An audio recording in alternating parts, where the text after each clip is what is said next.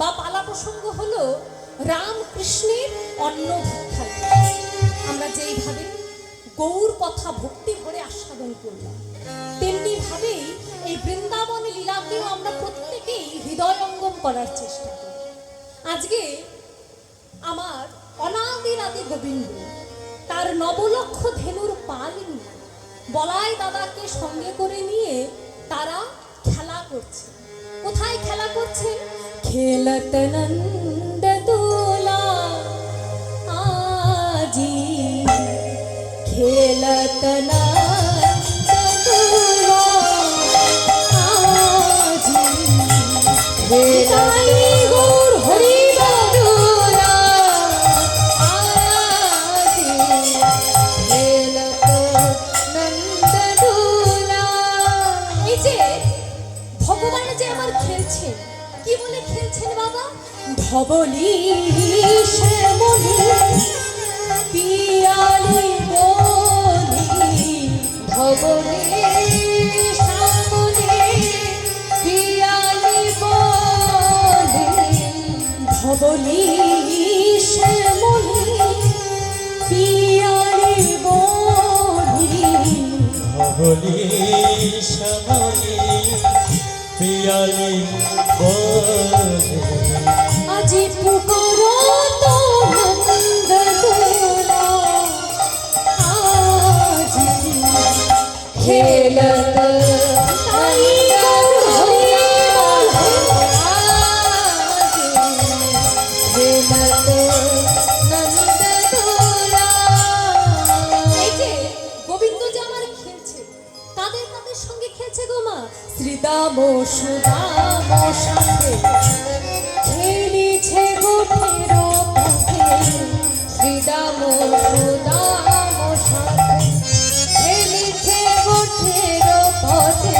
দেখো শ্রীদাম সুদাম সাথে খেলিছে গোঠের পথে, শ্রীরাম সুদাম সাথে খেলিছে পথের পথে, শ্রীদাম সুদাম সাথে খেলিছে গোঠের পথে।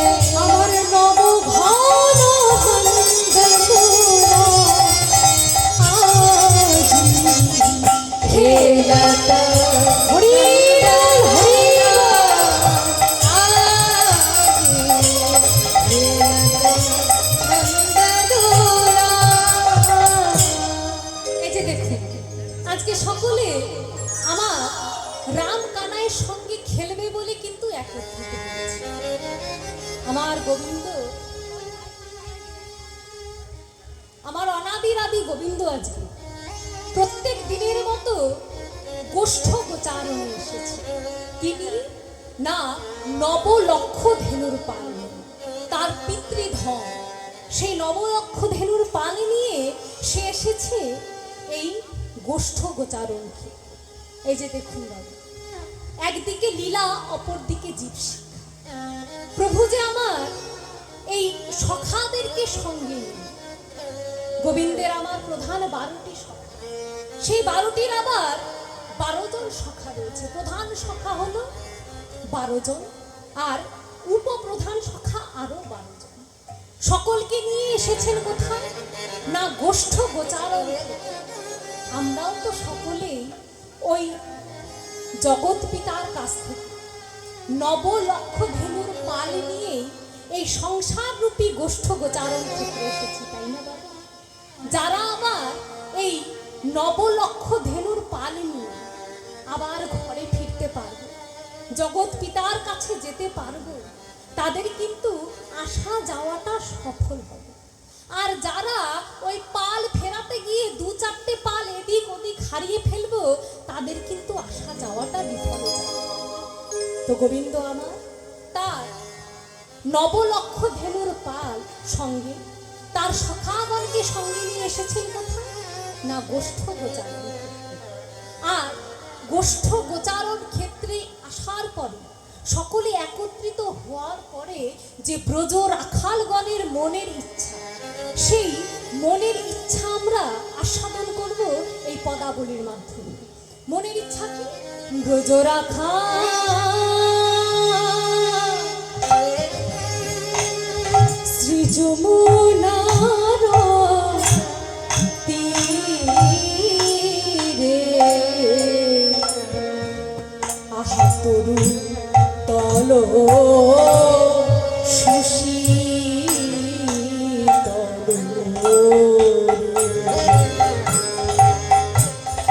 ব্রজ রাখা শ্রী যমুনার তীরে আহা তরু তল শশীতল রে ব্রজ রাখা শ্রী যমুনার তীরে আহা তরু তল সুশীতল ব্রজ রাখা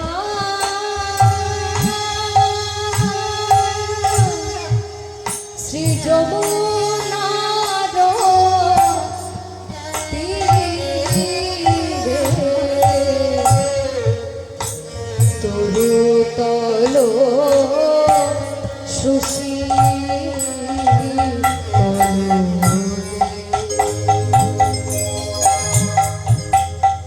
আজি আসি মিলল দুনো ভাই রে আহা তরু তল সুশীতল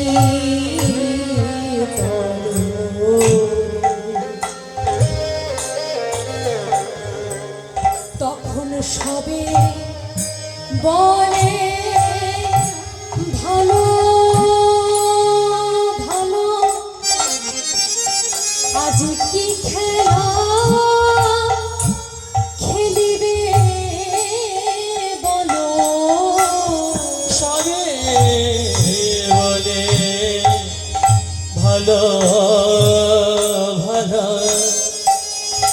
আজি কি খেলা খেলিবে বলো তখন সবে বলে ভালো ভালো আজ কি খেলা খেলিবে বলো তখন সবে বলে ভালো ভালো কি খেলা খেলিবে বলো আজি আমরা খেলিব ইহ ঠাই রে তল সুশীতল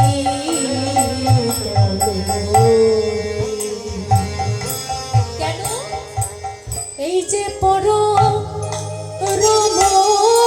রমণীয় স্থান এই যে পর রমণীয় স্থান এই যে সৃজ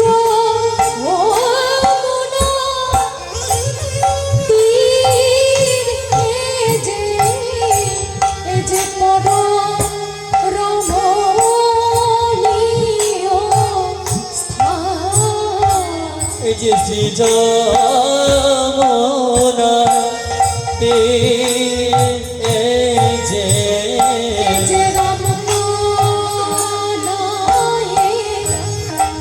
বিহার ভূমি শ্রী যমুনা তীরে যে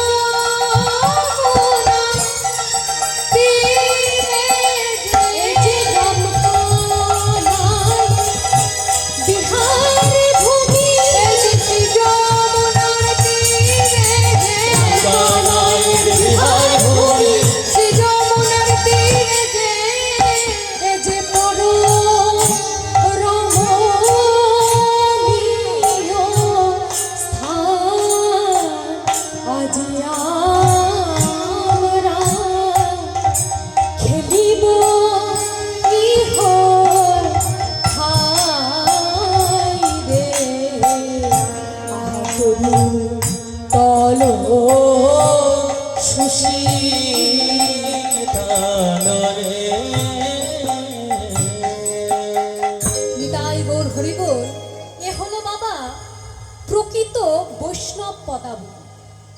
এটি তো ওই গোষ্ঠলীলার অনুগত। তো এগুলো হলো সব অমূল্য অমূল্য খেলা গোষ্ঠীর পদ। এই পদগুলো কিন্তু বৈষ্ণব পদকর্তারা আমাদের জন্য, আমাদের ভজনের জন্য অনেক কষ্ট করে তারা লিপিবদ্ধ করেছে। এই যে আমরা সকল ভক্তগণ তো অনেক জায়গায় কীর্তন শুনতে যাই, তাই না বাবা? যাই তো, কিন্তু দেখবেন আমরা অনেকেই জানি না যে এই কীর্তন কয় প্রকার বা কি কি। জানি বাবা, বলুন তো? অনেকেই জানি না, আবার অনেকেও জানি না। এই যে কীর্তন, এই কীর্তন কিন্তু 4 প্রকার। কি কি? প্রথম কীর্তন হলো ভাগবত কীর্তন। এই যে দেখবেন ভাগবত কীর্তনে শুধু আমার গৌর গোবিন্দের যে গুণ কীর্তন, যে লীলা কীর্তন, সেগুলো আমরা আস্বাদন করি, তাই না বাবা? সঙ্গে কি এত বাদ্য বাজনা, এত গান করে সেই পাঠক আমাদের আস্বাদন করায় না। কিন্তু এখন দেখবেন ভাগবতে অনেক ইনস্ট্রুমেন্ট ব্যবহার হয়, অনেক বাদ্যযন্ত্র ব্যবহার হয়, কিন্তু প্রকৃত যে ভাগবত, তার মধ্যে থাকবে একজন বক্তা, তাই না? সে আমাদের এই হরি কথা, কৃষ্ণ কথা আস্বাদন করাবে। তাহলে প্রথম কীর্তন কি না? ভাগবত কীর্তন। 2 নাম্বার হলো এই নাম সংকীর্তন। এই যে দেখবেন যেখানে অষ্টপ্রহর কীর্তন হয়, অনেক জায়গাতেই কিন্তু একদিন এই অষ্টপ্রহর ব্যাপী নাম সংকীর্তনের আয়োজন করা থাকে না বাবা? সেটিও কিন্তু এক ধরনের কীর্তন। সেখানে শুধু হরিনাম মহামন্ত্র উচ্চারণ করা হয়, তাতে কিন্তু কোনো লীলা কথা থাকে না। থাকে বাবা? থাকে না। আর এই 3 নাম্বার কি না? নগর সংকীর্তন।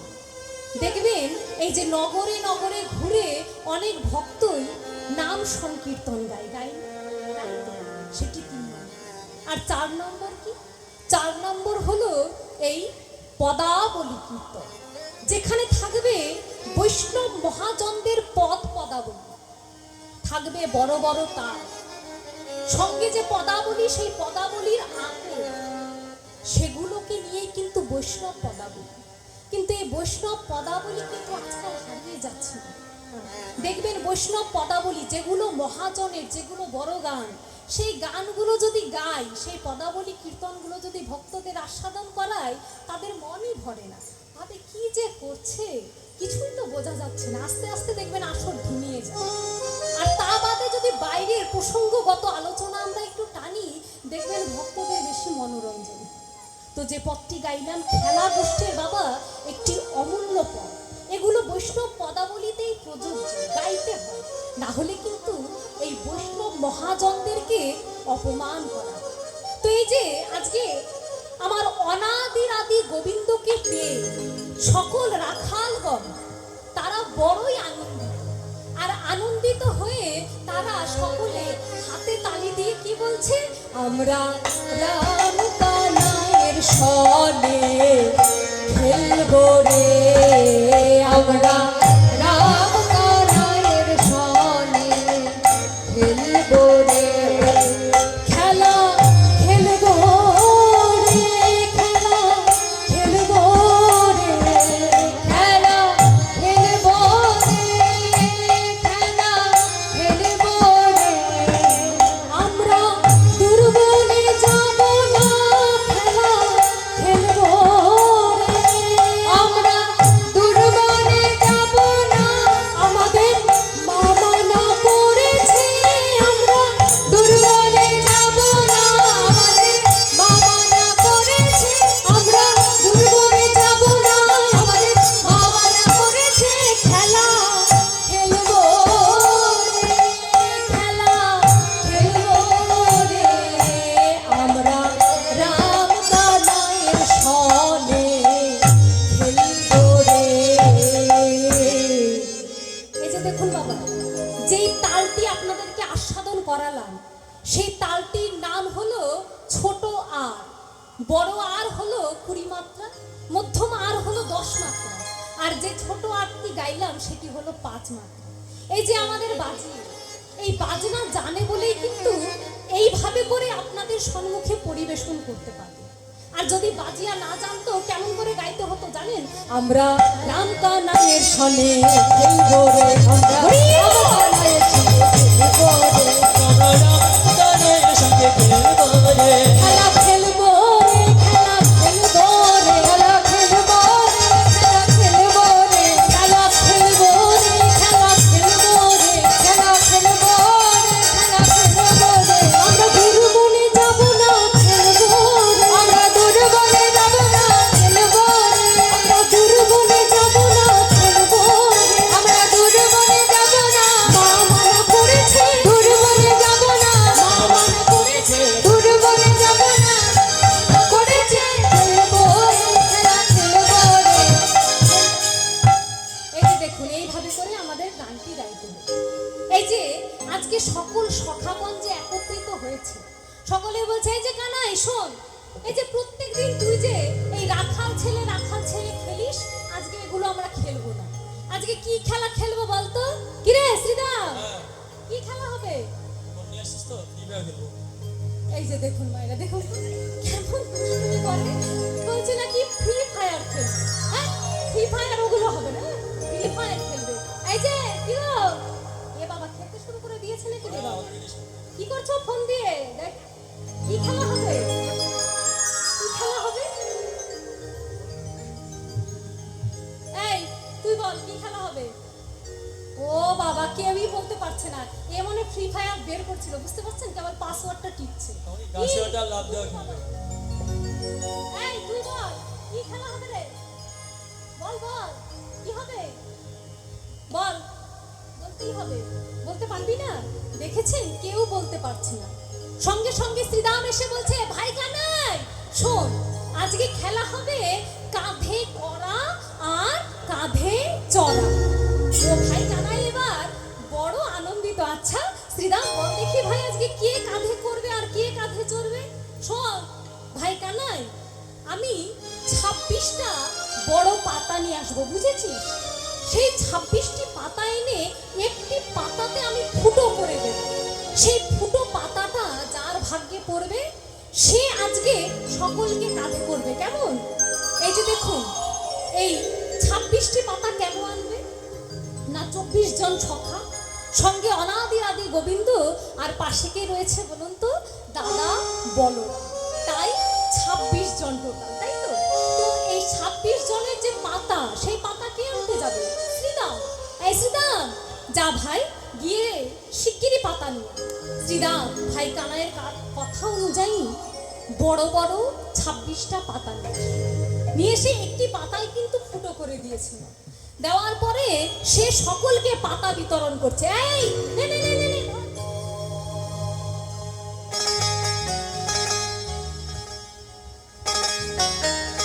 সকলকে দেওয়ার পরে বলছে সবাই পেয়েছো পাতা কি গো পেয়েছো কি তোমরা পাওনি পাতা পেয়েছো তো ঘাড় নাড়ো এইভাবে করে যে আমরাও পেয়েছি সকলেই আমরা পাতা পেয়েছি তাই না তো সকলের পাতা পাওয়া হয়ে গেছে তোমার পাতা ভালো কি গো ভালো এই ভালো কি ভালো সকলকে কানায় জিজ্ঞেস করছে মা বুঝতে পেরেছেন সকলকে জিজ্ঞেস করছে এই তোর পাতা ভালো তো বাহ তোর পাতাও ভালো কি রে তোর পাতা ভালো তোরও পাতা ভালো ও বাবা সবার পাতা ভালো এবার শ্রীরাম বলছে এ ভাই হ্যাঁ তোর পাতাটা কেমন দেখ তো দেখি হ্যাঁ তোর পাতাটা আচ্ছা আমার পাতা ভালো একটু পরে দেখলে হয় না ভাই কানে আগে খেলে নি নাকি না না আগে দেখা হ্যাঁ আগে দেখা আমার পাতাটাও দেখবি হ্যাঁ বাপরে আমি না তোদের কত খিরসন নবনী খাওয়াই আমার পাতাও দেখবি খেলার সময় সব খাওয়া খাওয়া গল্প না ও বাবা বলছে খেলার সময় এগুলো খাওয়া খাবি বলে গল্প হবে না ঠিক আছে কি আর করবি দেখ এই যে আমার পাতা এ বাবা ভাই কানাইয়ের পাতাটাই ফুটো আর সকলে একসঙ্গে চিৎকার করে উঠলে কানাই চোর শোন সে আমার পাতা ফুটো সকলকে আমি না হয় কাঁধে করব কিন্তু খবরদার বলে দিচ্ছি চোর আমাকে বলবি না শ্রীরাম এসে বলছে ভাই কানাই চোর বলেছি তো এত গায়ে ফসকা পড়েছে হ্যাঁ তুই কি জানিস না তুই বিনে চোর কে হবে ভাই তুই বিনে চোর কে হবে ভাই তুই বিনে চোর কে হবে ভাই তুই বিনে চোর কে হবে ভাই তুই যে গোপীর মনো চোরা তুই বিনে চোর কে হবে ভাই তুই যে গোপীর মন চোরা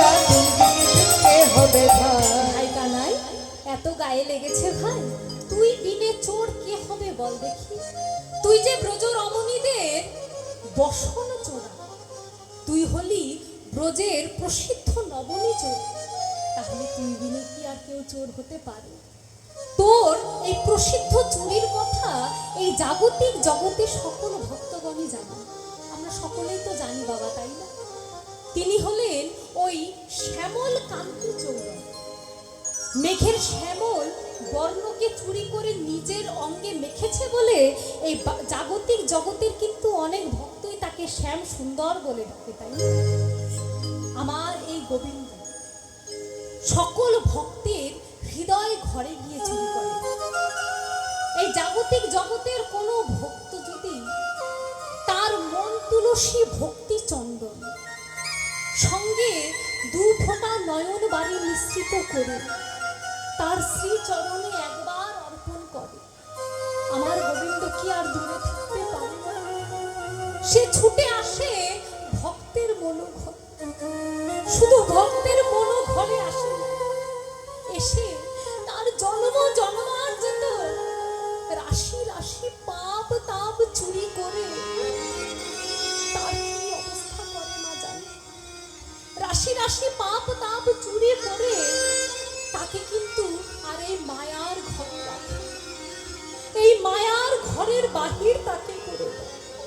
আর সেই ভক্ত যখন সব হারিয়ে এই মায়ার ঘরের বাহির হয়ে যায়, তখন সেই ভক্ত কি করে? হা কৃষ্ণ বলে পথে পথে কেঁদে ফেরে। হা কৃষ্ণ বলে পথে পথে কেঁদে ফেরে। হা কৃষ্ণ বলে কেঁদে ফেরে। হা কৃষ্ণ কেঁদে ফেরে।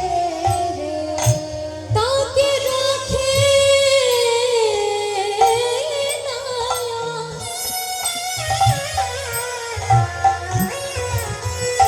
রাখে না আর মায়ার ঘরে। হা কৃষ্ণ বলে সে কেঁদে ফেরে। তাকে রাখে না এই মায়ার ঘরে, সে যে কৃষ্ণ বলে কেঁদে ফেরে। শুধু কাঁদে বাবা তাই নয়, শুধু যে কাঁদে তাই নয়, প্রভুর রাতুল রাঙা চরণ তারা যদি একবার তাদের হৃদয় ক্ষেত্রে ধারণ করতে পারে, তখন সে ওই প্রভুর রাতুল রাঙা চরণে মিনতি জানায়, প্রভু আমায় যেন চরণ ছাড়া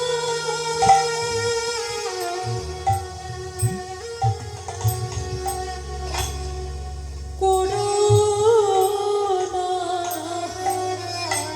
আমায় যেন চরণ ছায়া করো না গো। প্রভু গো, আমায় চরণ ছাড়া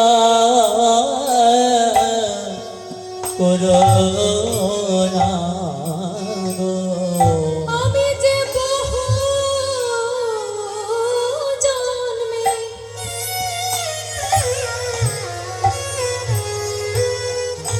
বহু জন্মের অপরাধী, আমায় যেন চরণ ছাড়া করো না। আমি যে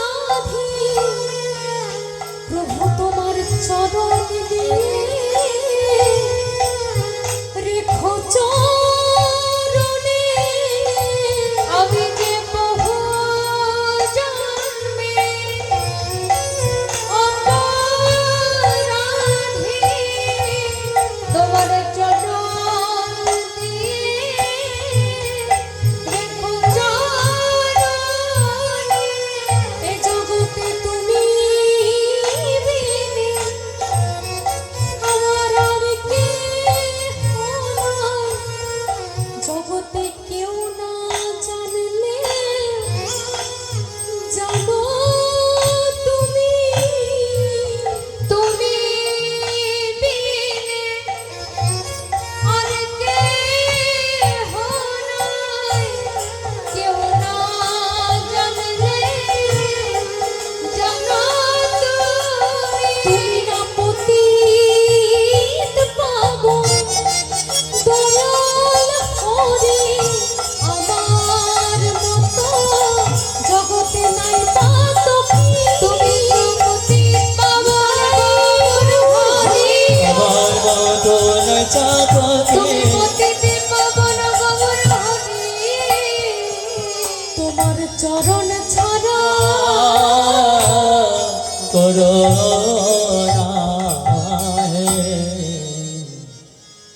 প্রভুকে যদি আমরা একবার আমাদের এই মত তুলসীর সঙ্গে ভক্তি চন্দন মিশিয়ে দু ফোঁটা নয়ন বাড়ি প্রভুর চরণে যদি আমরা একবার অর্পণ করতে পারি না, যতই আমরা পাপিষ্ঠা হই না কেন, প্রভু আমাদের ডাকি আমাদের এই হৃদয় ক্ষেত্রে এসে বসবাস করবেন। কিন্তু তাকে ডাকার মতো ডাকতে হয়। যদি তাকে ডাকার মতো না ডাকতে পারি, তাহলে কি সেই হৃদয় ক্ষেত্রে এসে ধরা দেবে? ডাকার মতো তাকে ডাকতে হয়। শ্রীরাম সুদাম বললেন, ভাই কানা, তুই বিনে এই জাগতিক জগতে আর কে চোর হবে ভাই? কেননা তুই যে ব্রজের রমণীগণ সেই প্রভাত কালে সে ব্রহ্ম মুহূর্তে উঠে তারা যে নবনী সিদ্ধ করে রাখে, এটি কোন সিদ্ধ বাবা? না সাধনার দ্বারা যে নবনী সিদ্ধ করে রাখে, সেই নবনী আমার অনাদির আদি গোবিন্দ চুরি করে খায়। সে তো আর যে সে নবনী খায় না। যেই নবনী সিদ্ধ করা থাকে সাধনা দ্বারা, সেই নবনী সে পায়। ভাই কানা, চোর বলেছি তাই এত লেগেছে ভাই, তুই নিয়ে আর কে চোর হবে বল দেখি? সঙ্গে সঙ্গে ভাই কানাই বললো, আচ্ছা শোন, এত আমার মন ভোলানো কথা আর বলতে হবে না। চোর হয়েছি তো চোরের যেটি কাজ সেটি তো আমায় করতেই হবে। আয় শিগগিরি, কে আমার কাঁধে উঠবি তাড়াতাড়ি উঠত। সেই সময় দাদা বলরাম ভাবলেন যে ভাই কানাই ছোট, আর আমার এমন হৃষ্টপুষ্ট চেহারা, আমি কি এই শরীর নিয়ে আমার ভাই কানাইয়ের কাঁধে উঠতে পারি? হ্যাঁ, আমি না দাদা, আমি না বড়। তাই আমার বলরাম দাদা এক পা দুপা করে আগেই সেই যমুনার তীরে গিয়ে উপস্থিত হলেন।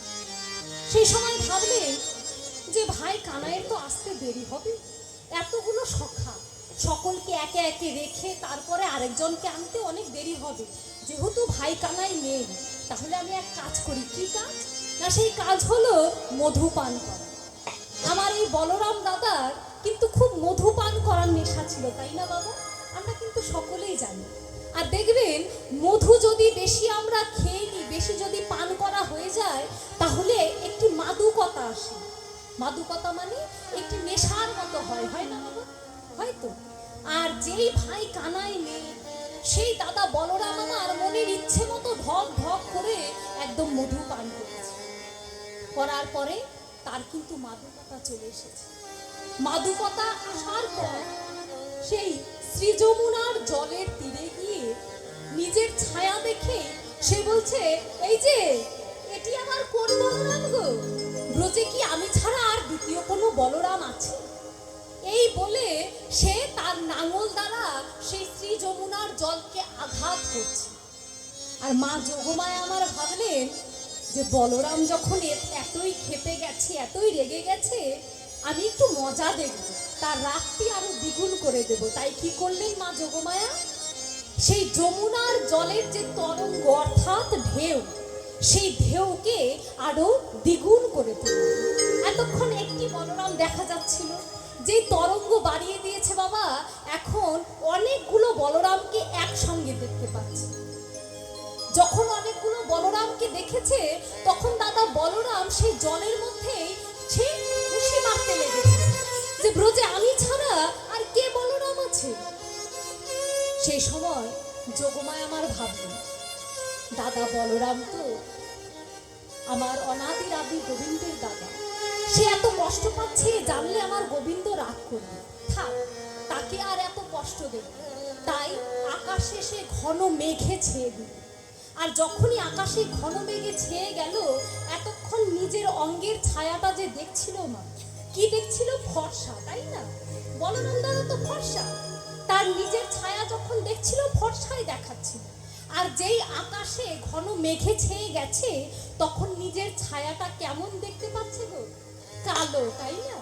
যখনই কালো দেখতে পেয়েছে, সঙ্গে সঙ্গে দাদা বলরাম বলছে, ও বুঝেছি, ভাই কানাই তুই এতক্ষণ আমার সঙ্গে দুষ্টুমি করছিলি।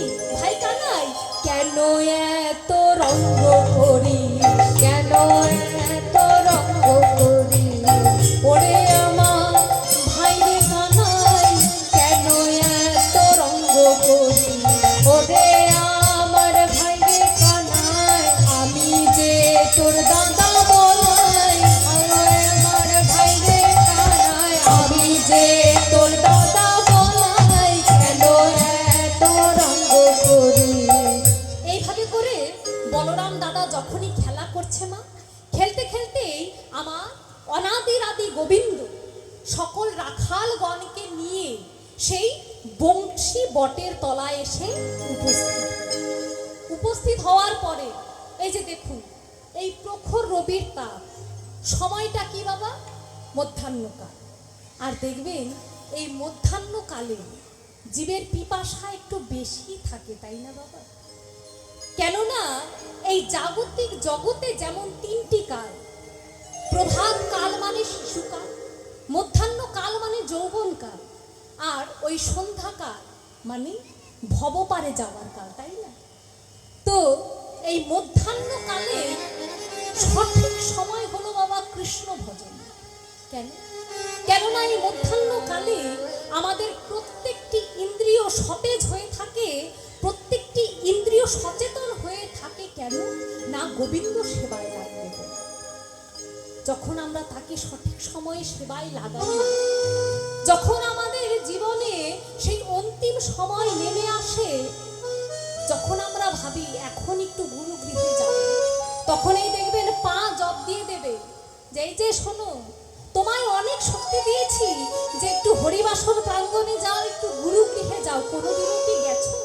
যাও, কিন্তু এখন তোমার হাতে আর সময় নেই, এখন তোমায় আর বল জোগাতে পারবো না। এই হাত জপ দিয়ে দেবে যে অনেক তোমায় সময় দিয়েছি, যে ঠাকুর সেবা করো, ঠাকুরের কাজে নিয়োজিত হও, ঠাকুরের রন্ধন করো, প্রসাদ বানাও, করো, কিন্তু এখন তোমায় আর সময় দেবে না। এই বদন এক সময় জপ দিয়ে দেবে না যে তোমায় অনেক সময় দিয়েছি, একবার হরি বল বলো, কিন্তু কোনোদিনও বলনি। এখন তোমার এই হা গৌর বলতে গিয়ে হা গোবিন্দ হয়ে তোমার বদন হতে গড় গড় শব্দ বেরিয়ে আসে। তোমার এই বদনকে তুমি আর কাজে লাগাতে পারবে না। তাই সময় থাকতেই আমাদের এই কৃষ্ণ ভজন, গৌর ভজন করতে হবে বাবা। এই মধ্যাহ্নকাল, এই মধ্যাহ্নকাল হলো সবচাইতে উপযোগী সময়। আর দেখবেন এই সময় জীবের পিপাসা ক্ষুধা একটু বেশি পায়। আর যারা সেই তৃষ্ণার্থ অবস্থায় জল পান করতে গিয়ে আমার গোবিন্দ চরণ ভুলে যায়, তাদেরই কিন্তু এই ভবে আসাটাই বিফল হয়ে যায়। হরি বল, হরি বল, হরি বল। তাই শ্রীনন্দের নন্দন কৃষ্ণ যখন সকলকে চারণ করতে করতে ধেনু বৎসগণ সঙ্গে তার সখাগণকে চারণ করে যখন সে এসেছে ওই বংশী বটের তলায়, তখন তার কি অবস্থা বাবা? নিতাই গৌর হরি বল, তার কি অবস্থা? এই পদাবলীর বড় তালের মাধ্যমে আমরা নিতাই গৌর হরি বল। আজকে আমার শ্রীকৃষ্ণ সকল সখাগণকে পরিশ্রান্ত হয়ে সেই বিরোধ খেলা খেলে পরিশ্রান্ত হয়ে যে বংশী বটের তলে এসে বসেছে, তার অবস্থাটা কি? আহা শ্রীনন্দ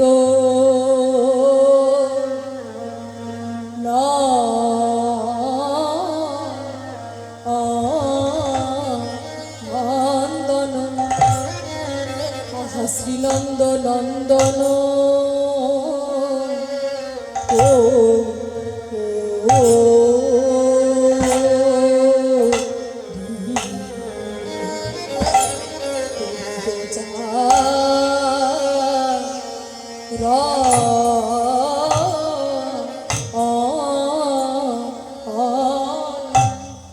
শ্রীনন্দ নন্দন করি গো চরণ বলি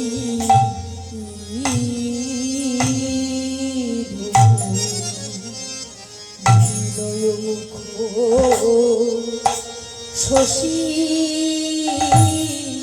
ও শশী রে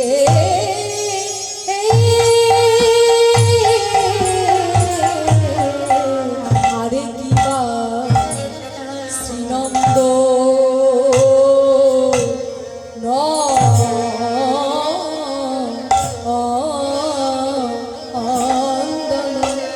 আহা মরি মরি চাঁদ বদন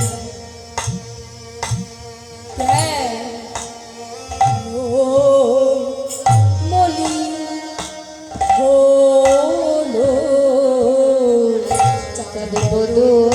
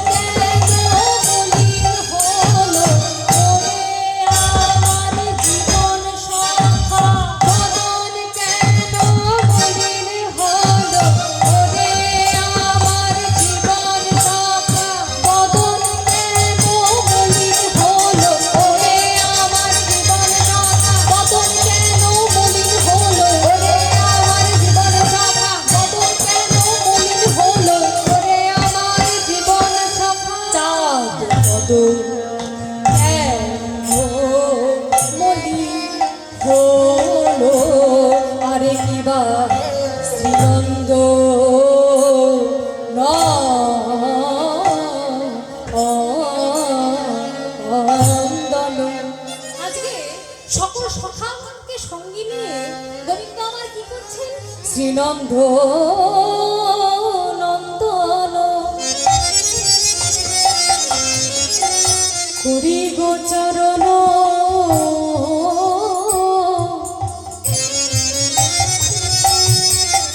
মলিনয় মুখ শশী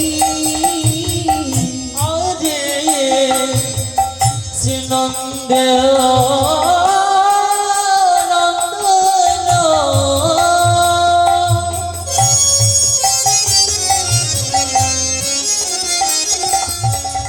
কোটি গোচরণ মলিন মুখ বিশ্বাসে সঙ্গে হলো ধরো সব সহচর ওগো সঙ্গে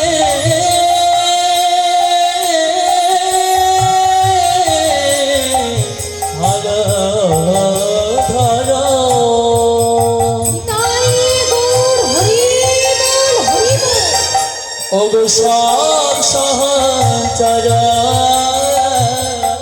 বংশী বট তলে বসি কানাই রে বংশী বট তলে বসি ওগো সঙ্গে হলো ধর সব সহচর বংশী বট তলে বসে বংশী বট তলে বসে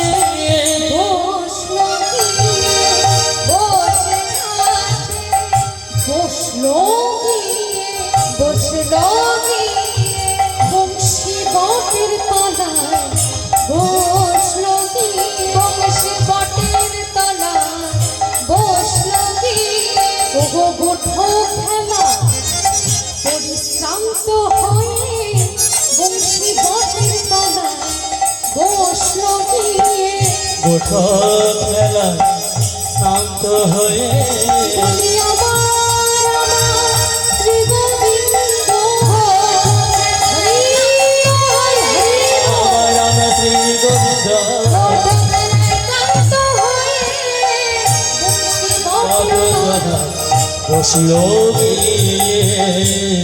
আজকে সকলে যে বংশী বটের তলায় গিয়ে বসেছে বাবা সকলের মুখে কেমন যেন ওই আমসি হয়ে গেছে সকলের মুখগুলো কেমন যেন শুকিয়ে গেছে সকলের মুখ শুকনো দেখে গোবিন্দ আমার সকলকে জিজ্ঞেস করছে এই যে কি রে তোদের মুখগুলো সকলের কেন শুকিয়ে গেছে বল দেখি গোবিন্দ তো সবই জানে তবুও সকলকে জিজ্ঞেস করছে কি হলো শ্রীদা এই কি হলো মুখগুলো তো আমসি হয়ে গেছে কেন হ্যাঁ কি হয়েছে ভাই আমায় খুলে বল সকল রাখালো কোথায় ব্যাকুল সকল রাখালো কোথায় ব্যাকুল হয়েছে জিয়ালা সকল রাখালো কোথায় ব্যাকুল হয়েছে জিয়ালা হৃদয় বুঝিয়া কি খাবি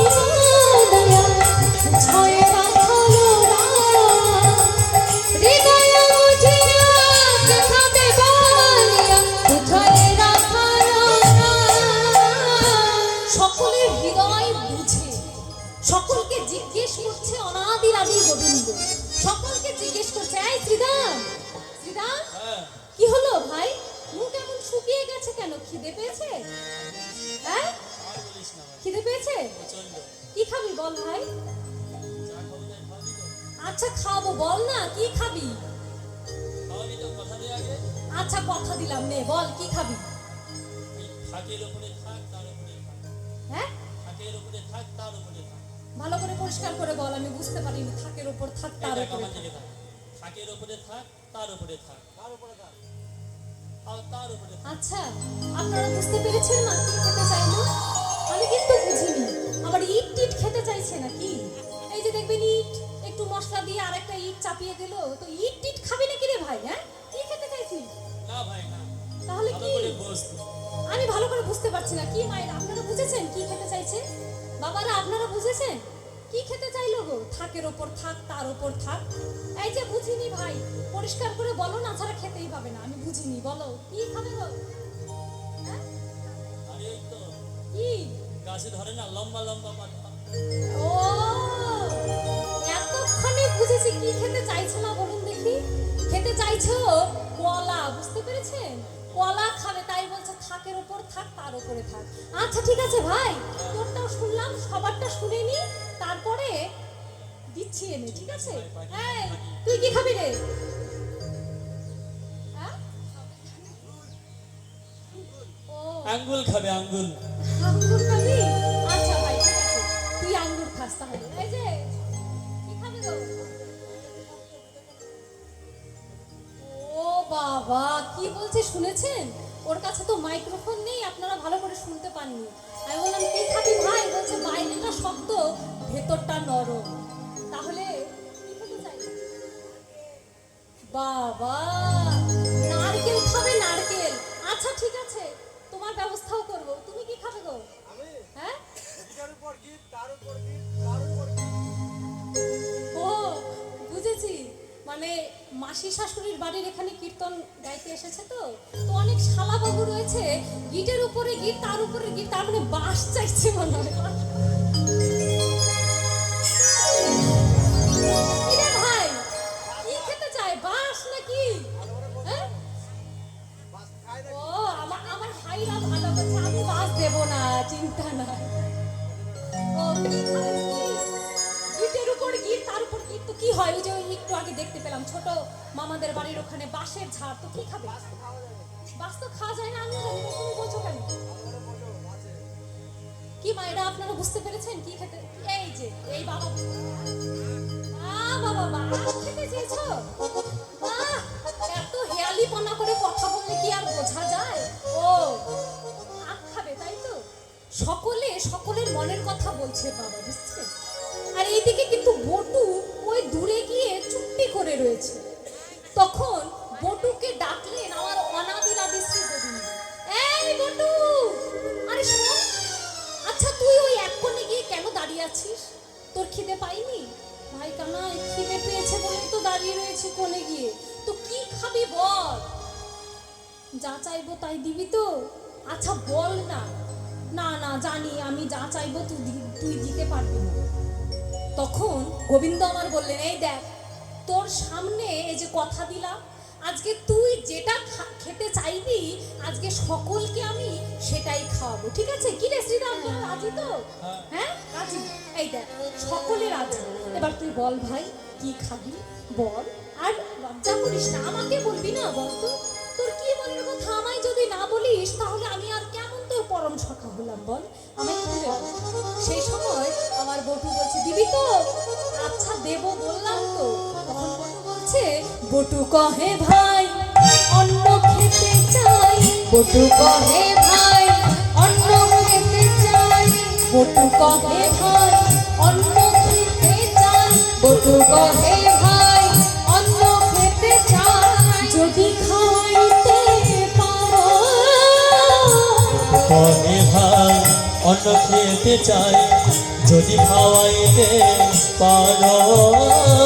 তবে সুখ পাই গো ধেন চড়াই, কিছু না চাহি যে আরো। তবে সুখ পাই গো ধেনু চড়াই, কিছু না চাহিয়ে আরো। বটুর বচন শুনিয়া কখনো, বটুর বচন শুনিয়ে তখনো মৃদু ভাষে ঘন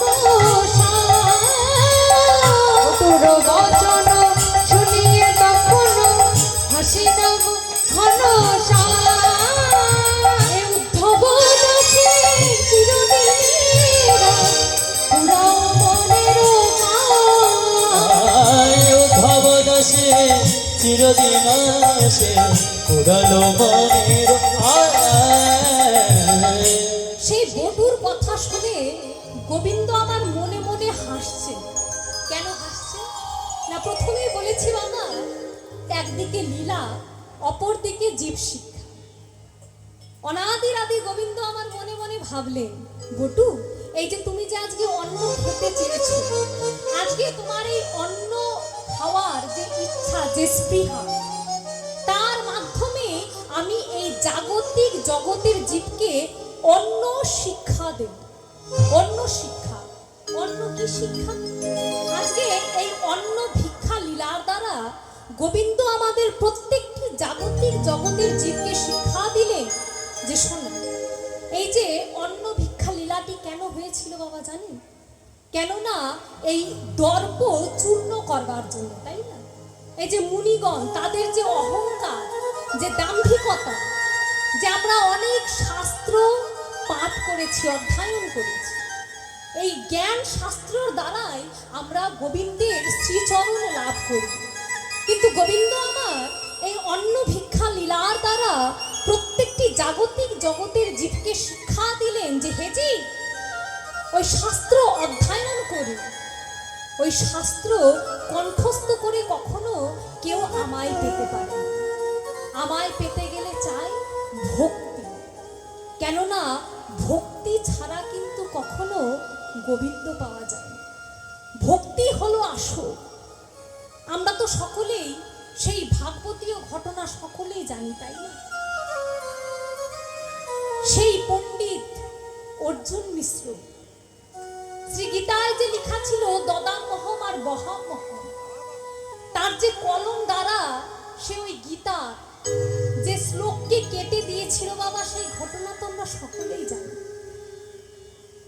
যখনই সেই গীতার শ্লোক কেটে দিল, সঙ্গে সঙ্গে শুরু হয়ে গেল 7 দিন অনবরত বৃষ্টিপাত। বৃষ্টিপাতের কারণে অর্জুন মিশ্র কোথাও ওই মাদুকরি করতে যেতে আর পারল না। তারা নিজেরাও প্রসাদ পায়নি। নিজেরা প্রসাদ পায়নি মানে আমার গোবিন্দ অভুক্ত রয়েছে, কেননা তারা তো গোবিন্দকে না দিয়ে কিছুই পেতেন না। 7 দিন পরে যখন পরিস্থিতি একটু সামনে এসেছে, তখন একটি বড় ঝোলা নিয়ে অর্জুন মিশ্র বেরোলেন সেই নগরে মাদুকরি করতে। যখনই মাদুকরি করতে বেরোলেন, কিছুক্ষণ বাদে, তার বেরোনোর কিছুক্ষণ বাদে দুটো বালক, যার একটি গায়ের বর্ণ ছিল কৃষ্ণ বর্ণ, আর একটি বালকের গায়ের বর্ণ ছিল গৌর বর্ণ, তারা বড় বড় দুটো পুটলি নিয়ে মাথায় এলেন কোথায়? অর্জুন মিশ্রের অঙ্গে। এসে তার স্ত্রীকে, সেই ব্রাহ্মণীকে উচ্চ স্বরে ডাকতে লাগলেন, মা, ও মা, বাড়িতে কি আছো গো মা, শিগগিরই এসো। তার স্ত্রী সে ব্রাহ্মণী ছুটতে ছুটতে এসে বলছেন, এ কি, এতটুকু তোমরা দুজন বালক, তোমাদের মাথায় এত বড় বড় বোঝা কে চাপিয়ে দিয়েছে? সঙ্গে সঙ্গে শিশু দুটি বলে উঠলেন, মা গো, কে আর চাপাবে, তোমার ব্রাহ্মণ চাপিয়েছে গো। কি ব্রাহ্মণ? তার এত মতিভ্রষ্ট হয়েছে যে তোমাদের মতো দুটো ছোট ছোট বালকের মাথায় এত বড় বড় বোঝা সে চাপিয়ে দিয়েছে। মা গো, শুধু বোঝা চাপিয়েছে যে তাই নয় গো মা, এই যে চেয়ে দেখো, এই পিঠে বেত্রাঘাত। আমরা আনতে প্রথমে অস্বীকার করেছিলাম যে আমরা এত বড় বড় বোঝা নিতে পারবো না, তাই সে সজোরে পিঠের মধ্যে দেখো বেত্রাঘাত করেছে। কি এতটাই মতিভ্রষ্ট হয়েছে ব্রাহ্মণ? হ্যাঁ, এই ছোট ছোট বালকদের মাথায় তো বোঝা চাপিয়েছে, সঙ্গে তারা আনতে অস্বীকার করেছিল বলে তাদেরকে আবার বেত্রাঘাত করেছে। বাবা, আর আর বোঝা বইতে হবে না, নাও, নামাও নামাও, বোঝা নামাও। বাবা যখনই বোঝা নামিয়ে দিই, বলছে, বাবা তোমরা দুজনে এখানে আসন গ্রহণ করো, আমি তোমাদের জন্য একটু ঠান্ডা শীতল জল এনে দিই। যখনই ব্রাহ্মণী সেই কুটিরের ভেতরে প্রবেশ করেছে, সঙ্গে সঙ্গে বালক দুটো সেখান থেকে অন্তর্ধান হয়ে গেলে দুপুর গড়িয়ে প্রায় সন্ধে। সেই সময় ব্রাহ্মণ নয়ন জলে বক্ষ ভাসিয়ে তার কুটির মাঝে প্রবেশ করেছে। এসে বলছে, ব্রাহ্মণ, আজকেও আমি কিছু আয়োজন করতে পারি, আজকেও আমার ঘরে আমার গোবিন্দ অভুক্ত থাকবে। ব্রাহ্মণ, সারাদিন ধরে প্রত্যেকটা জীবের দাঁড়ে দাঁড়ে আমি ঘুরে বেড়িয়েছি, কিন্তু কেউ আমায় এক মুষ্টি তণ্ডুল ভিক্ষে দেয়। আজকেও আমি গোবিন্দ সেবায় লাগাতে পারলাম না। সঙ্গে সঙ্গে ব্রাহ্মণী ক্রোধান্বিত হয়ে বললেন, এই যে ব্রাহ্মণ, শুনেছি তোমার নাকি মতিভ্রষ্ট হয়েছে, সঙ্গে সঙ্গে আবার মিথ্যে কথা বলতেও শিখেছো, তা তো আমি আগে জানতাম না। এমনিতেই ছোট ছোট দুটো বালকের মাথায় তুমি এত ভারী ভারী দুটো বোঝা দিয়ে পাঠিয়েছো, আবার এখন নাকি বলছো যে কিছুই তুমি জোগাড় করতে পারোনি। ছি ব্রাহ্মণ, ছি, তোমার এতটা মতিভ্রষ্ট হয়েছে। এ তুমি কি বললে?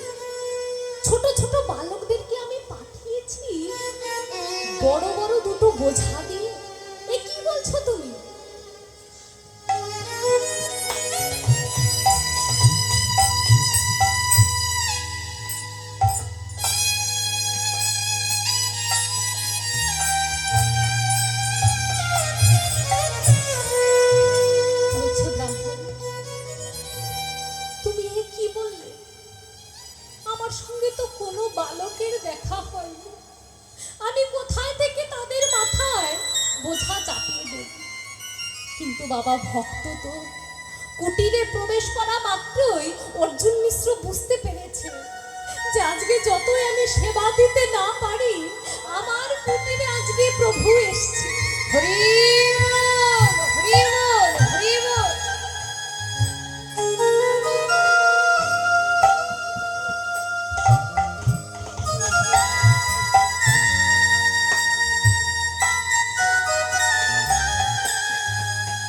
কেননা বাবা ভক্ত তো কুটির মাঝে এসে সে কৃষ্ণ অঙ্গ গন্ধ পেয়েছে।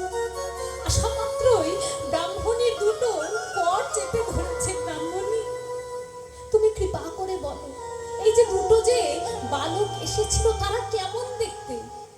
ও ব্রাহ্মণ, তারা কেমন দেখতে জানো? একজন কৃষ্ণ বর্ণ আর একজন এই গৌর বর্ণ।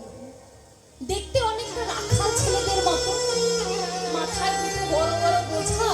আর যে কৃষ্ণ বর্ণের যে বালকটি, তার পিঠে আবার তুমি এত নিষ্ঠুর ভাবে কেমন করে মেরেছো ব্রাহ্মণ? তুমি না হয় বাড়িতে এসে আমায় মারতে, তুমি কেন অমন নিষ্ঠুর ভাবে তার পিঠে বেত্রাঘাত করেছো? সঙ্গে সঙ্গে আমার অর্জুন মিশ্র বুঝতে পারল যে আর কেউ নয়, অনাদির আমি গোবিন্দ আমার অঙ্গন মাঝে এসেছি। কেননা তার নিজের মুখশ্রিত বাণীকে যে আমি নিজের হাতে কেটে ফেলেছি, তাই তিনি স্বয়ং আমার অঙ্গনে এসে প্রমাণ করে দিলেন যে একনিষ্ঠ ভক্তি থাকলে ভগবানও এসে বোঝা বাড়িতে দিয়েছে। হরি বল, হরি বল, হরি বল। সঙ্গে সঙ্গে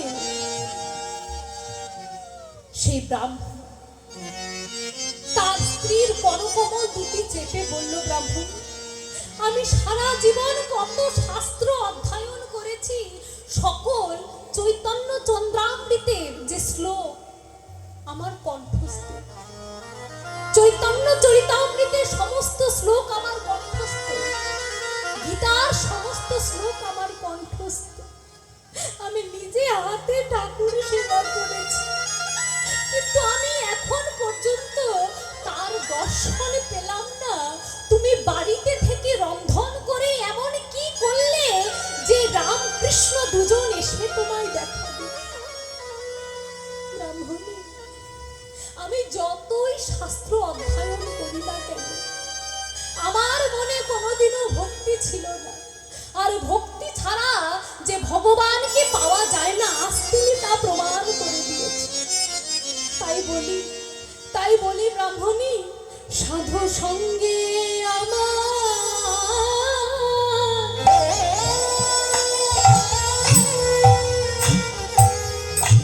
আমার হলো না মতি,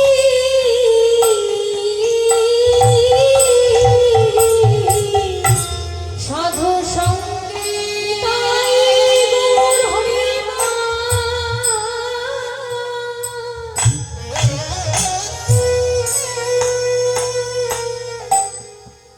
হলো না মতি,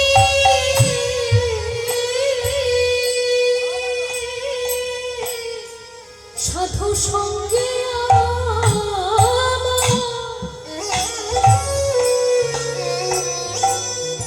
আমার হলো না মতি, সাধু সঙ্গে আমার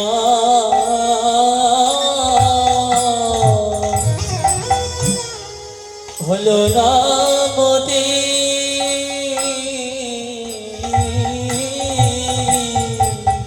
বলো কি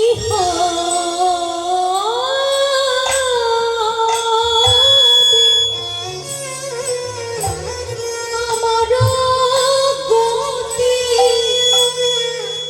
সাধু সঙ্গে আমার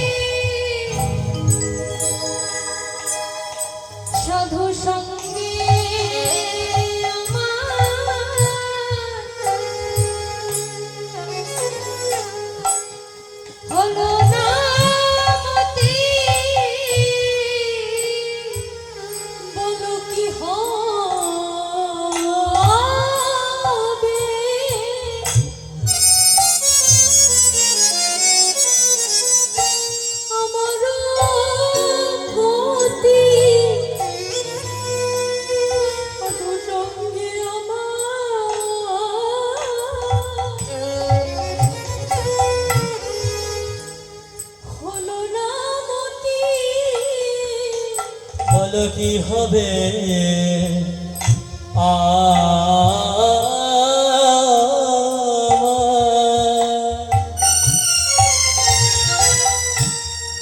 আমার গতি সাধু সঙ্গে আমার হলো না মতি। বলছে ব্রাহ্মণ, সাধু সঙ্গে এই ভক্ত সঙ্গে তো আমার মতি হলো না। স্বয়ং যে তোমার হাতে এই বোঝা নামিয়ে দিয়ে গেছে, তুমি যার বদন আজকে দর্শন করতে পেরেছো, তুমি যতই আমার থেকে বয়সে ছোট হও না কেন ব্রাহ্মণী, একবার কৃপা করে দাও দাও তোমার চরণ ধুলি, দাও দাও তোমার নিতাই গৌর হরি চরণ ধুলি, ও গো ব্রাহ্মণী গো,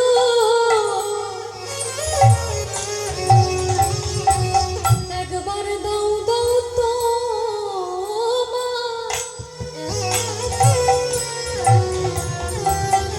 চরণ ধুলি।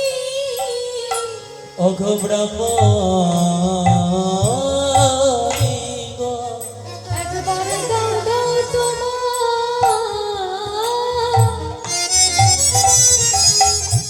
চরণ ধুলি,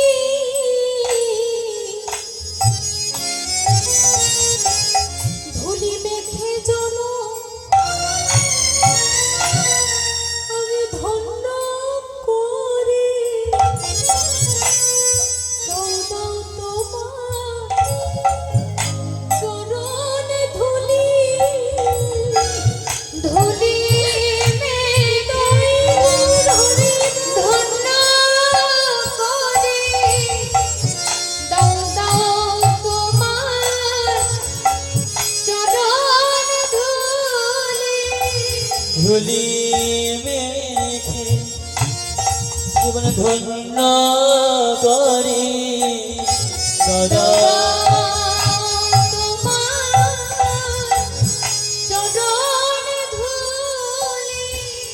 ধুলি মেখে জনম ধন্য করি,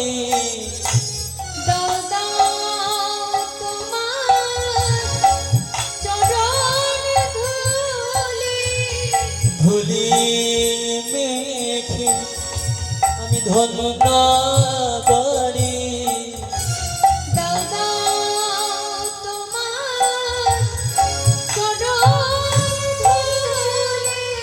ধুলি মেখে জন্ম ধন্য করি দাদা তোমার চরণ ধুলি। আমি যে ভক্তি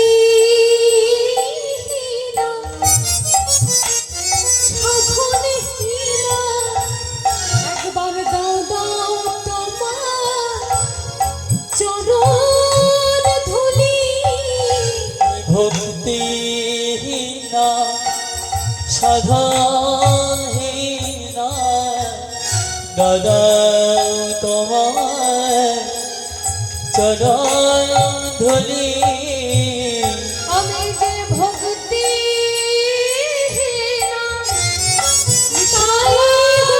হরি বল হরি বল, দাও দাও তোমার চরণ ধুলি, আমি যেন হা কৃষ্ণ বলে কাঁদিতে পারি, দাও দাও তোমার চরণ ধুলি।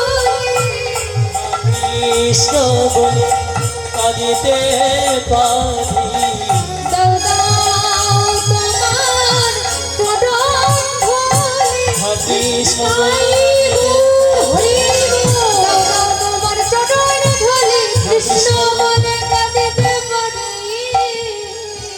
একবার দাও দাও তোমার চরণ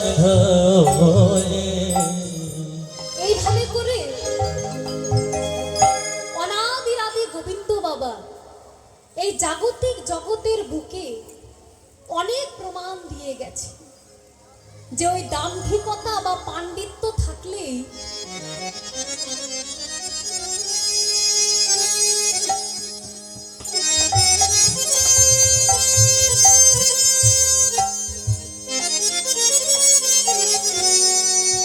দাম্ভিকতা আর পাণ্ডিত্য থাকলে বা আক্ষরিক জ্ঞান থাকলে শুধু আমার গোবিন্দকে যে পাওয়া যায় তাই না। তাকে পেতে গেলে কোনো কিছু দরকার নেই, শুধু দরকার এই মন তুলসী ভক্তি চন্দন আর সঙ্গে দু ফোঁটা নয়ন বাড়ি, দু ফোঁটা নয়ন বাড়ি মিশ্রিত করে এই মন তুলসীকে যদি ভক্তির চন্দনের সঙ্গে মিশিয়ে আমরা একবার চরণে অর্পণ করতে পারি, একবার যদি তাকে ডাকার মতো ডাকতে পারি, যদি একবার বলি হা গোবিন্দ আমি শুধু তোমার, তাহলে কি সে আর দূরে থাকতে পারে? যতই সে ভক্ত জন্মার্জিত রাশি রাশি পাপ দ্বারা তার হৃদয় পরিপূর্ণ থাক না কেন, সেই ভক্তি সচল ভক্তি নিষ্কাম ভক্তিতে গোবিন্দ আমার সেই ভক্তির জোরে ভক্তির ডোরে সেই ভক্তের মনো ঘরে বাঁধা থাকে। নিতাই হরি বল হরি বল হরি বল। তাই আজকে প্রত্যেকটি জীবকে প্রভু আমার কি শিক্ষা দেবেন না, অন্য ভিক্ষা লীলার মাধ্যমে তিনি অন্য শিক্ষা দেবেন। অন্য শিক্ষা কি শিক্ষা? যে ভক্তি ছাড়া কখনো গোবিন্দকে পাওয়া যায় না। তাই আমার গোবিন্দ ডাকলেন কাকে? শ্রীদাম সুদামকে। শ্রীদাম সুদামে ডাকি কহয়ে কানাই, শ্রীদাম সুদামে ডাকি কহয়ে কানাই, শ্রীদাম সুদামে ডাকি কহয়ে কানাই। শ্রীরাম সোনামে ডাকে কহয়ে কানা, ওই চাকরি কোনি কাকে চাই অন্য চাই, নিকটে চাই অন্য কহ গিয়া জাতি কো ব্রাহ্মণ গণ আগে, কহ গিয়া জাতি কো ব্রাহ্মণ গণ আগে, রামকৃষ্ণ খুদায় নাতো তোহারে অন্ন মাগে, রামকৃষ্ণ খুদায় কাতো তোহারে অন্ন মাগে। এই শ্রীদাম ভাই শোন, এই যে ব্রাহ্মণগণের সম্মুখে যে যাবি, যেই জায়গা ওই জাতিক ব্রাহ্মণগণ আজকে তারা বনের মাঝে আঙ্গিরস যজ্ঞ করবে, সেখানে তারা আহুতি কি দেবে জানিস ভাই? অন্ন আহুতি দেবে। কিন্তু শোন, এই যে তাদের কাছে গিয়ে যে ভিক্ষে চাইবি, অন্ন কার নামে চাইবি বল দেখি শ্রীরাম? কার নামে চাইবি? সঙ্গে সঙ্গে কাপা কাপা স্বরে বলল, ভাই তোর নামে চাইবো? হ্যাঁ আমার নামে চাইবো, কৃষ্ণ নামে চাইবো। এই যে এই মাধবপুর বা ভিক্ষে চাইতে গেলে, ভিক্ষে চাইতে হলে কেমন করে ভিক্ষে চাইতে হয় বাবা? না কৃষ্ণ নামে ভিক্ষে চাইতে হয়, তাই না? কৃষ্ণ নামে ভিক্ষে যদি আমরা চাই তাহলে দেখবেন সেখান থেকে আমরা কিন্তু খালি হাতে ফেরত আসবো, কিছু না কিছু পাবো। তাই বললো, শোন তোদের কথা বলবি না কিন্তু, কেননা তারা প্রচন্ডই রাগী, কৃষ্ণ নাম করে ভিক্ষে চাইবে। কেন? শ্রীরাম সুদামকে দেখে নিয়ে বললেন, শোন ওই ব্রাহ্মণগণের সম্মুখে গিয়ে একদম আকুতি মিনতি করে তাদের সম্মুখে গিয়ে একদম করজোর করে আমাদের নাম করে ভিক্ষে নিয়ে আসবে, বুঝলি ভাই? বড় বিনয় করে, বড় আকুতি মিনতি জানিয়ে ভিক্ষে। শ্রীরাম সুদাম গোবিন্দের কথা অনুযায়ী সেই দাম্ভিক ব্রাহ্মণগণের সম্মুখে গিয়ে বললেন যে এই যে ব্রাহ্মণগণ, এই যে মুনিগণ, আমাদের রামকৃষ্ণ বড় ক্ষুধায় দেখে, কৃপা করে কি কিছু অন্ন আমাদের দান করতে পারবে? কিছু অন্ন আমাদের দিতে পারবে? কেননা আমাদের রামকৃষ্ণ বড় ক্ষুধায় কাঁপে। সঙ্গে সঙ্গে মুনি একদম রাগান্বিত কণ্ঠে বলে উঠলেন, এই যে কোত্থেকে এসছো গো তোমরা? কোত্থেকে এসেছো? এখনো যার নামে নিবেদন সে দেবতাকে এখনো অন্ন আমরা সমর্পণ করিনি, আর তোমাদের মতো এই গোপ জাতি তারা এসে এই যজ্ঞের অগ্রভাগ চাইছে? এত বড় দুস্পর্ধা! কে এত দুস্পর্ধা জুগিয়েছে? আর কি বললেন? রামকৃষ্ণ? কোন রামকৃষ্ণ? কোন কৃষ্ণ? ওই বৈকুণ্ঠ বিহারী কৃষ্ণ? বৈকুণ্ঠ বিহারী কৃষ্ণ? কোন কৃষ্ণের কথা বলছো? সঙ্গে শ্রীরাম সুদাম বলে উঠলেন যে ওই বৈকুণ্ঠ বিহারী কিনা জানি, কিন্তু আমাদের পরম সখা, আমাদের প্রাণ সখা, আমাদের ভাই কানাই, আমাদের জীবন কানাই, আমাদের জীবন কৃষ্ণ। দেখুন বাবা, বৃন্দাবনে এই মধুর প্রেম, এমন তাদের এই সখ্য ভালোবাসা, কে ভগবান, কে অনাদির আদি গোবিন্দ, সেই হিতাহিত বোধ তাদের নেই। তারা জানে যে ভাই কানাই তাদের নিজের ভাই। আমরা কি আমার ভাইকে ওই ভগবান তুল্য মনে করবো বাবা? তারা জানে তাদের প্রাণ সখা, তাদের জীবন সখা। কেননা এই কংসের রাজ্যে তো তারা বাস করে। তারা যখন বন খেলা খেলতে যায় মা, তখন গাছে যদি দেখে একটি পরিপক্ক ফল ঝুলে রয়েছে, সঙ্গে সঙ্গে পেড়ে সেই ফলকে ছুলে আগে নিজেরা খায়। কেন খায়? কেননা কংসের রাজ্য, কোন ফলে যে কোথায় বিষ সে মাখিয়ে রেখেছে তারা বিশ্বাস পায় না। কেননা ভাই কানাই যখন খুবই ছোট, সেই স্ত্রী সেই রমণীর স্তনে বিষ মাখিয়ে পাঠিয়েছিল। তো একজন যে রমণীর স্তনে বিষ মাখিয়ে পাঠাতে পারে, সে যে এই বৃন্দাবনের ফলের মধ্যে বিষ লুকিয়ে রাখেনি, তার কি কোনো নিশ্চয়তা আছে? তারা এক কামড় খেয়ে মনে মনে ভাবে এই দিকে না হয় বিষ নাই থাকলো, ও পাশটা তো থাকতে পারে। ও পাশেও তারা এক কামড় দিয়ে যখন দেখে যে না, আমার তো কিছু হয়নি, আমি তো বেঁচেই আছি, তখন সেই সুমিষ্ট ফল নিয়ে তার ভাই কানাইকে খাওয়ায়। ভাই কানাইকে খাওয়ায়, আর সে মনে মনে বলে, ভাই কানাই, না জানি কোন জন্মের কোন সুকৃতির কারণে এই জন্মে তোর সঙ্গে খেলা করছি, তোর সঙ্গ করতে পারছি। জানি না আগত জন্মে কোন কুলে আমাদের জন্ম হবে, কিন্তু ভাই কানাই, যে কুলেই জন্ম দিস না কেন তাতে কোনো দুঃখ নাই। কেবল তোর চরণে একটি বিনতি, যেন সঙ্গ ছাড়া করিস না। তাই গৌর হরি বল, হরি বল। আমার সঙ্গ ছাড়া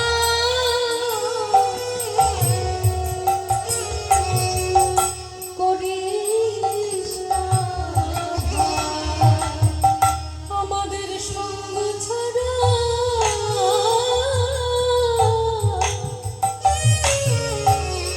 করিস না ভাই। আমাদের সঙ্গ ছাড়া নিতাই গৌর হরি বল, হরি বল। আমাদের যে কুলে জন্ম,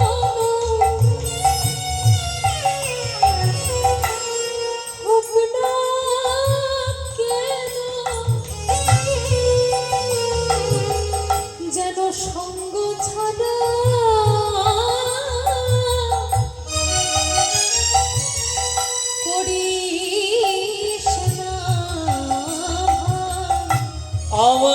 যে কুলে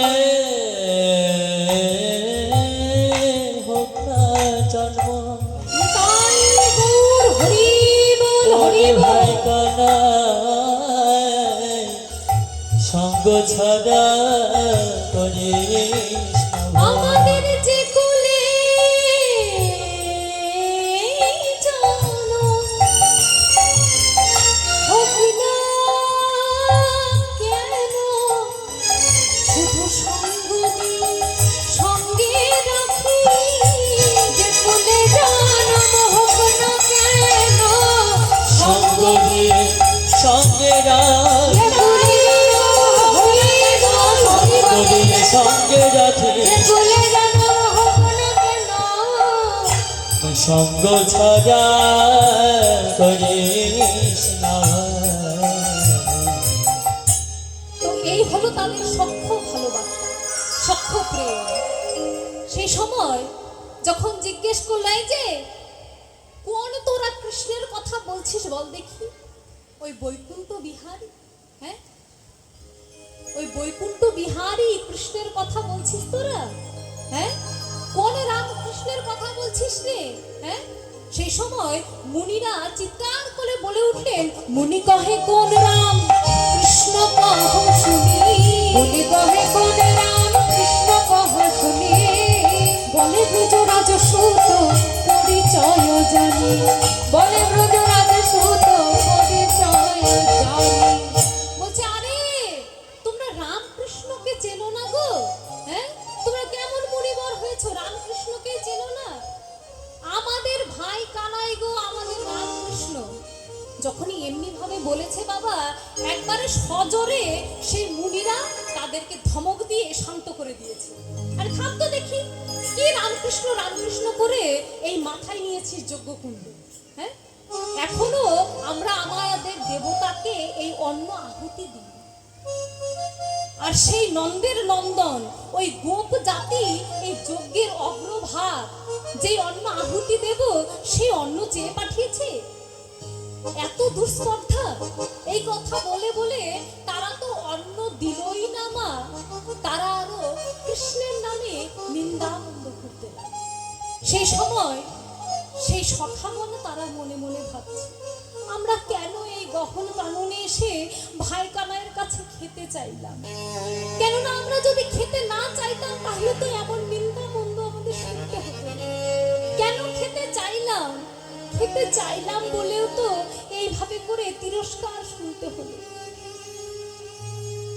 এই সময় তারা মনে মনে ভাবে যে ইনারা আমাদেরকে অন্ন দেবে না, কেননা তারা অন্ন তো দিলই না, আর রামকৃষ্ণের সম্বন্ধে উঁচু নিচু কটু বাণী শ্রীদাম আর সুদামকে বলে। তারা অবনত মস্তকে এসে কাপা কাপা কণ্ঠস্বরে এসে রাম কানাইয়ের সম্মুখে দাঁড়ায়, বলছে ভাই কানাই বড় ভুল হয়ে গেছে, ভাই কানাই এই গহন কাননে এসে খেতে চেয়েছি বলে আজকে তোর নামে এত নিন্দা মন্দ শুনতে হলো। যদি খেতে না চাইতাম তাহলে তো এগুলো আর শুনতে হতো না, কেননা আমরা ক্ষুধার জ্বালা সইতে পারি, আমরা ক্ষুধার জ্বালা সইতে পারি, আমরা কৃষ্ণ নিন্দা সইতে নারী, আমরা ক্ষুধার জ্বালা সইতে পারি, কৃষ্ণ নিন্দা সইতে নারী। বলিও রে আমার ভাই রে কানাই, কৃষ্ণ নিন্দা সইতে নারী, বলিও রে আমার ভাই রে কানাই, কৃষ্ণ নিন্দা সইতে নারী। ওরে আমার ভাই খোদার জ্বালা সইতে পারি। তাই গৌর হরি বল। এইভাবে করে সেই মুনিদের সম্মুখ থেকে ফিরে এলেন শ্রীরাম সুদাম। আসার পরে আমার গোবিন্দ মনে মনে ভাবলেন যে এমন দাম্ভিক মুনিগণ, এমন শাস্ত্রজ্ঞ মুনিগণ যারা দাম্ভিকতার আসনে, পাণ্ডিত্যের আসনে বসে রয়েছে, তারা তো তোমায় অন্ন দেবে না, কেননা ওই পাণ্ডিত্যটাকে বজিয়ে রাখতে হবে। কিন্তু শোনো শ্রীরাম সুদা, আমি তো আজকে এই লীলাকে করেছি কেননা এই পাণ্ডিত্য দ্বারা যে কেউ আমায় পেতে পারে না, অন্তরে চাই সচল ভক্তি। এই যে তারা পাণ্ডিত্য করে, পাণ্ডিত্য জ্ঞান অর্জন করে আজকে যজ্ঞাদির মাধ্যমে ভেবেছে আমার চরণ তারা লাভ করবে, কিন্তু ওই পাণ্ডিত্য, ওই আক্ষরিক জ্ঞান, এগুলোর দ্বারা কি কেউ আমায় পেতে পারে? এগুলোর দ্বারা পাওয়া যায়। আমাকে পেতে গেলে চাই অন্তরে অচলা ভক্তি আর প্রেম। তাই তো শ্রীরাম সুদামকে আমার কানাই বললেন, কি দুর্ভাগ্য বলো বন্ধ গনিয়ানা পাইনু অন্ত। কি দুর্ভাগ্য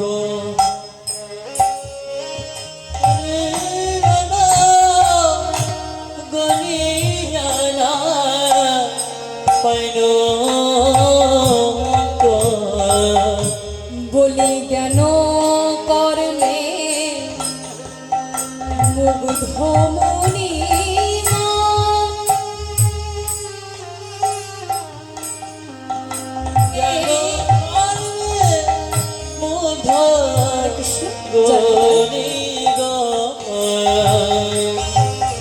সঙ্গে সঙ্গে শ্রীরাম সুদামকে বললেন, শ্রীরাম সুদাম, তোমরা ভালো করে লক্ষ্য করেছো যার নামে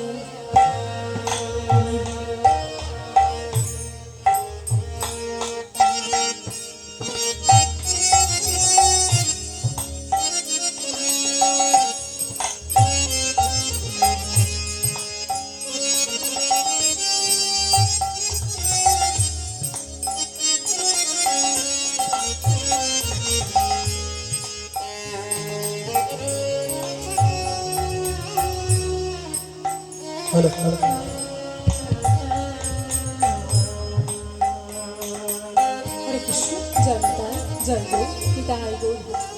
শ্রীরাম সুদামকে ডেকে বললেন, শ্রীরাম সুদাম, তোমরা ভালো করে খেয়াল করেছো তো যার নামে নিবেদন অন্ন মাগে সেই জন, যার নামে নিবেদন অন্ন মাগে কেহ, বলি তারে অন্ন না হইল অর্পণ, আরে কিবা তারে অন্ন না হইল অর্পণ, তারে অন্ন না হইল নিবেদন, আর কিনা তারে অন্ন না হইল নিবেদন। বলছে দেখলে তো শ্রীরাম, যার নামে নিবেদন অন্ন মাগে সেই জন, তারা তো আমার চরণ পাবে বলে আমার নামেই কিন্তু নিবেদন করছে। কিন্তু দেখো, আমি আমার সেবায় লাগাবো বলে তাদেরকে কিন্তু করুণা করেছি, তাদের কিন্তু অন্তরে প্রেম নেই, কিন্তু আমি তবুও তাদেরকে করুণা করে তোমাদের দুজনকে পাঠিয়েছিলাম। কিন্তু দেখো, তারা কিন্তু তোমায় ফিরিয়ে দিবে। তাহলে আমি কি করব বলো তো? অন্ন ভিক্ষা নাই মনে শিক্ষা দিতে যোগ জনে, অন্ন ভিক্ষা হরি বল হরি বল, শিক্ষা দিতে জগজনে, গোবিন্দ পাঠাইল শ্রীরামে বলিয়া রে কিবা, গোবিন্দ পাঠাইল মরে হরে এই যে পদাবলীটি আস্বাদন করলাম, এই পদাবলীটির পদকর্তা হলো লোচন দাস ঠাকুর।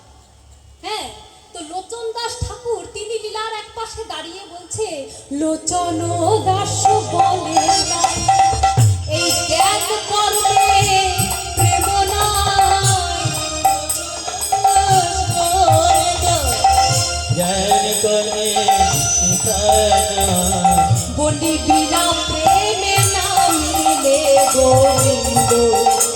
বলে আর কিবা বিনা প্রেম নাহি মেলে গোবিন্দ আরে কিবা। বলছে এই জ্ঞান কর্মকাণ্ড এগুলোকেতে প্রেম পাওয়া যায়, আর এই প্রেম না থাকলে কখনো কেউ গোবিন্দকে পায় না। সঙ্গে সঙ্গে ডাকলো, শ্রীরাম শোন ভাই, বলছি এই যে দাম্ভিক ব্রাহ্মণ গণের সম্মুখে তো গিয়েছি, তাদের তো মন ভালো নেই, মনের ভিতরে প্রেম ভক্তির লেশও নেই, কিন্তু জানিস তাদের যে স্ত্রীগণ রয়েছে তারা একদম পরিপূর্ণ প্রেম ভক্তি সহযোগে তাদের নিজ কুটির মাঝে বসে রয়েছে। কেন জানিস? রামকৃষ্ণের সেবা দেবে বলে। তাহলে একবার করুণা করছি, মিনতি করছি ভাই, তুই গিয়ে ওই মুনির পত্নীগণের আগে গিয়ে একটু বল যে রামকৃষ্ণ ক্ষুধায় কাতর, একটু অন্ন দেবে মা। সঙ্গে সঙ্গে শ্রীরামাদি বললেন যে শোন, আর যাবো না, কেননা একবার গিয়ে ওই তো তিরস্কার শুনে আসলাম, আবার যদি কিছু শুনিয়ে দেয় দু চারটে কথা, ওগুলো কিন্তু সহ্য হবে না ভাই। কেন বলছে? শোন শোন, তারা এমন করবে না, কেননা তাদের হৃদয়টি হলো প্রেম ভক্তিতে পরিপূর্ণ, তাদের হৃদয় হলো মাতৃ হৃদয়, করুণাময়ী, তারা প্রেমময়ী, তারাই এমন করবে না। আমি বলছি ভাই একবারের মতো যা, সেই কৃষ্ণের কথা শুনে, তাদের ভাই কানাইয়ের কথা শুনে আবার শ্রীরাম আদি গেলেন কোথায় না মুনি পত্নীর অঙ্গনের সম্মুখে গিয়ে ডাকছে, ওমা মাগো, ওমা বাড়িতে আছো? সেই মুনি পত্নীগণ অন্তরে ভাবলেন, কে এত করুণার্তিতে এইভাবে করে ডাকছে? আমাদের তো কোনোদিনও এমন ভাবে মা মা বলে কেউ ডাকেনি, তাহলে কে ডাকছে? ওমা দরজা খোলো গো। যখনই গিয়ে দরজা খুলেছে, বলো কে তোমরা? আমার অঙ্গনের সম্মুখে এসে এমনি ভাবে আমার মা মা বলে ডাকছে। তারা দুজনে বলে, আমরা আমরা কে জানো? তার আগেই মুনিপত্নীগণ বললেন, ও বুঝেছি, তোমরাই বুঝি আমার রামকৃষ্ণ। কেননা কি হয়েছে বাবা বলুন তো? এই যে গোয়াল পাড়ার যে মায়েরা রয়েছে, তারা প্রতিনিয়ত এই যাজ্ঞিক ব্রাহ্মণদের পত্নীর কুটিরে এসে দধি দুগ্ধ ঘৃত ঘোল বিকিকিনি করে। কেন? কেননা এই যে তারা যে প্রতিনিয়ত এই দিনে 3টে করে যজ্ঞাদি করছে, তাতে তো অনেক দুধ ঘি এগুলোর প্রয়োজন, তাই না? কোথায় থেকে পাবে?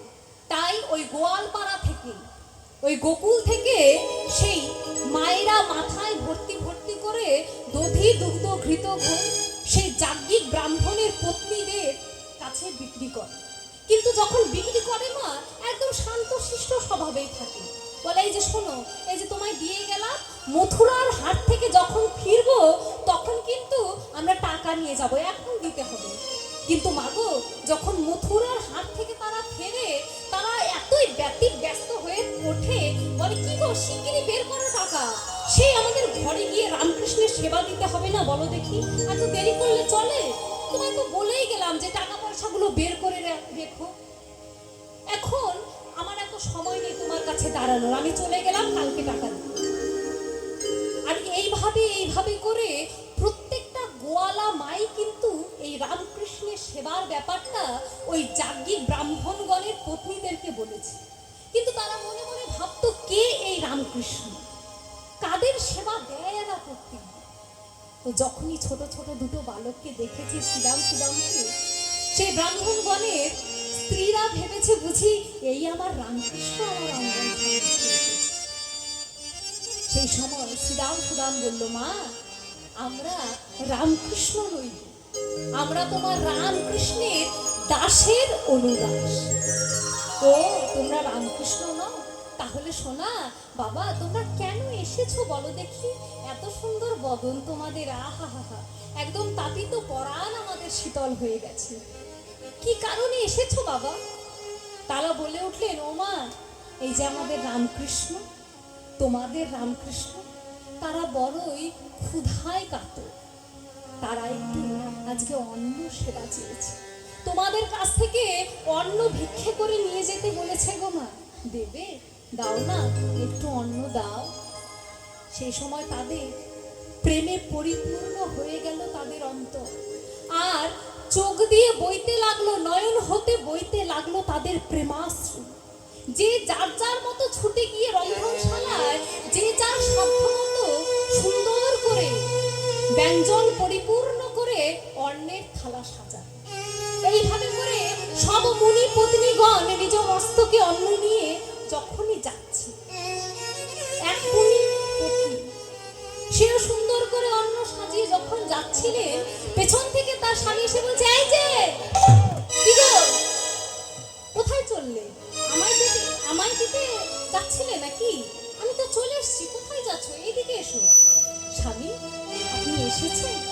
আপনাই দিতে যাচ্ছিলাম। আমাকে দিতে যাচ্ছিলেন? তাহলে কোথায় চলেছ? স্বামী, আমাদের রামকৃষ্ণ নাকি আজকে বড়ই ক্ষুধায় কাটো, আমাদের কাছে অন্ন চেয়ে পাঠিয়ে। আমি তো আমার সারা জীবন এই বিষয়ানলে কাটিয়ে দিলাম, আপনার সেবায় নিয়োজিত থেকেছি সারা জীবন। কৃপা করে এই একটি দিনের জন্য আপনি আমায় ছেড়ে দিন। আপনি কৃপা করে রামকৃষ্ণের সেবা আমাকে দিতেন। সঙ্গে সঙ্গে সেই মুনি তাকে টানতে টানতে সজোরে এনে নিজ গৃহ মাঝে বদ্ধ করে বলছে, যে রামকৃষ্ণ রামকৃষ্ণ বলছো, আজকে দেখবো তোমাদের রামকৃষ্ণের কত শক্তি, আর তোমাদের প্রাণে রামকৃষ্ণের জন্য কত বড় অচলা ভক্তি। আমি এইখানে দ্বার রক্ষক হিসেবে থাকলাম, দেখি তুমি তোমার এই দেহ নিয়ে কি করে রামকৃষ্ণের সেবা। এই বলে সজোরে কপাট বন্ধ করে দেওয়ার পরে সেই মুনি পত্নী সেই রামকৃষ্ণের শ্রীচরণে প্রার্থনা জানিয়ে বললেন, হে রামকৃষ্ণ, না জানি কোন জন্মের কোন অপরাধের কারণে আজকে সকলেই দেহ নিয়ে গেল তোমার সেবা দিবে, কিন্তু আমি না জানি কোন জন্মের কোন অপরাধের কারণে আমার এই দেহ তো আমি রামকৃষ্ণের সেবায় লাগাতে পারলাম না। তুমি কৃপা করে আমার এই পরম আত্মা রূপী যে সত্তাটি রয়েছে সেটিকে তোমার শ্রীচরণে ঠাঁই দাও। এটি বলার পরে সে তার নিজের যে পরমাত্মা রূপী গোবিন্দ, তার সেই সত্তাটুকু যে তার অন্তরের ভিতরে রয়েছে, সেই সত্তাকে গোবিন্দের চরণে, আমার রামকৃষ্ণের চরণে সমর্পণ। আর কোনো ভক্ত যদি এমন ভাবে ডাকে, মা আমার গোবিন্দ কি আর দূরে থাকতে পারে? সে বললেন, মা ও মা, তুমি আর কেঁদো না মা, তুমি চেয়ে দেখো, তুমি চেয়ে দেখো, আমি তোমায় নিতে এসেছি, আমায় খাইয়ে দেবে না মা? চলো চলো আমার সঙ্গে, আমায় খাইয়ে দেবে। এই বলে রামকৃষ্ণ, সেই কৃষ্ণ ভগবান, সেই আত্মা স্বরূপ সেই ব্রাহ্মণীকে নিয়ে গেলেন তার সেবায় নিয়োজিত করতে। কিছুক্ষণ বাদেই সেই দাম্ভিক ব্রাহ্মণ সে মনে মনে ভাবলেন, হয়তো বুঝি কাঁদতে কাঁদতে ঘুমিয়ে গেছে, কোনো সারা শব্দ কেন পাচ্ছি না। যখনই কপাট খুললেন তখনই দেখতে পেলেন যে সে তার দেহপতি বলে তার দেহটিকে তার অঙ্গন মাঝে রেখে সেই দেহি চলে গেছে রামকৃষ্ণের সেবা। তখন সেই ব্রাহ্মণীর দুটি চরণ ধরে কাঁদলেন আর বললেন, ব্রাহ্মণ, এতক্ষণ বুঝি তুমি রামকৃষ্ণের কাছে পৌঁছিয়ে গেছো। আমি তো জানি সে তোমার যে অচলা ভক্তি, তার কারণে তার শ্রীচরণে তোমায় ঠাঁই দেবে। ব্রাহ্মণ, তুমি শুধু আমার জন্য একটু তার শ্রীচরণে প্রার্থনা রেখো, তোমার সাথে সাথে সে যেন আমাকেও তার শ্রীচরণে ঠাঁই দেয়নি। তাই গৌর হরি বল, হরি বল, হরি বল। কেননা আমি আজকে বুঝতে পারলাম যে দাম্ভিকতা, এই পাণ্ডিত্য অর্জন করে কখনো গোবিন্দের চরণ প্রাপ্ত হওয়া যায় না। চরণ প্রাপ্ত হতে গেলে চাই অচলা ভক্তি আর প্রেম। কেননা ভক্তি ছাড়া কখনো কখনো ভগবানকে পাওয়া যায় না। নিতাই গৌর হরি হরি। হরি বল হরি বল হরি বল। আর সেই সময় রামকৃষ্ণ মা ওই বংশী বটের তলায় বসে দুজনে মৃদু মৃদু হাসছে আর সকল সহচর গণদেরকে বলছে, কি রে, আমি প্রথমে বলেছিলাম না সীতা, যে দেখ তোদের যদি সত্যি খিদে পেয়ে থাকে তাহলে আমায় বল, কেননা এই গহন কাননে আমি যদি খেতে চাই তাহলে আমায় ভূতেও অন্ন এনে দেবে, বলেছিলাম না? ওই যে চেয়ে দেখ, হাওয়ায় ভেসে ভেসে একটি পরিপূর্ণ অন্ন ব্যঞ্জনের থালি আসছে। সঙ্গে সঙ্গে শ্রীরামাদি ভয় পেয়ে উঠলেন, ভাই কানাই সত্যি ভূতেও তোর জন্য ওই অন্ন ব্যঞ্জনের থালা নিয়ে আসছে। আসলে বাবা কি হয়েছে বলুন তো, এই যে নিজের দেহটা তো ত্যাগ করে এই পরমাত্মার স্বরূপ যে সত্তা রয়েছে, সেই সত্তা তো রামকৃষ্ণের জন্য অন্ন ব্যঞ্জন নিয়ে যাচ্ছে, তাই না? তো সেই সত্তাকে কি আমরা দর্শন করতে পারবো? একমাত্র দর্শন করতে পারবেনই আমার গোবিন্দ, তাই আর কেউ দেখতে পাচ্ছে না। কিন্তু গোবিন্দ কিন্তু ঠিকই দেখছে যে এক মুনি পত্নী তার সেবার জন্য অন্ন ব্যঞ্জন আদি নিয়ে আসছেন। নিতাই গৌর হরি হরি বল হরি বল হরি। তাই তারা সকলেই একে একে ধেয়ে গেলে আমার রামকৃষ্ণের সেবা দেবেন বলে। এই যে রামকৃষ্ণের মা কই, আর রামকৃষ্ণের মাসিরা কোথায় গেল? সকলে চলে এসো, রামকৃষ্ণের সেবা দিতে যাবে না? যারা ওই যে ডালা সাজিয়েছো মাথায় করে নাও আর চলো সকলে মিলে আমরা রামকৃষ্ণের সেবা দিতে যাব, কেমন?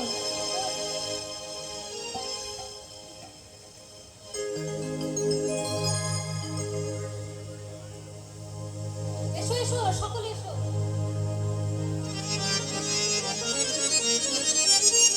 আসো আসো তাড়াতাড়ি।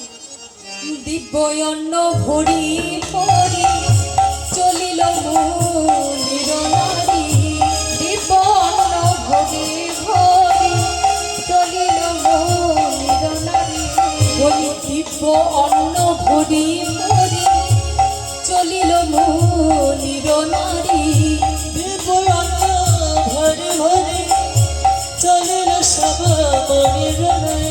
তাদের কুল ভয় লজ্জাতে আগিয়া গো, কুল ভয় লজ্জাতে আগিয়া।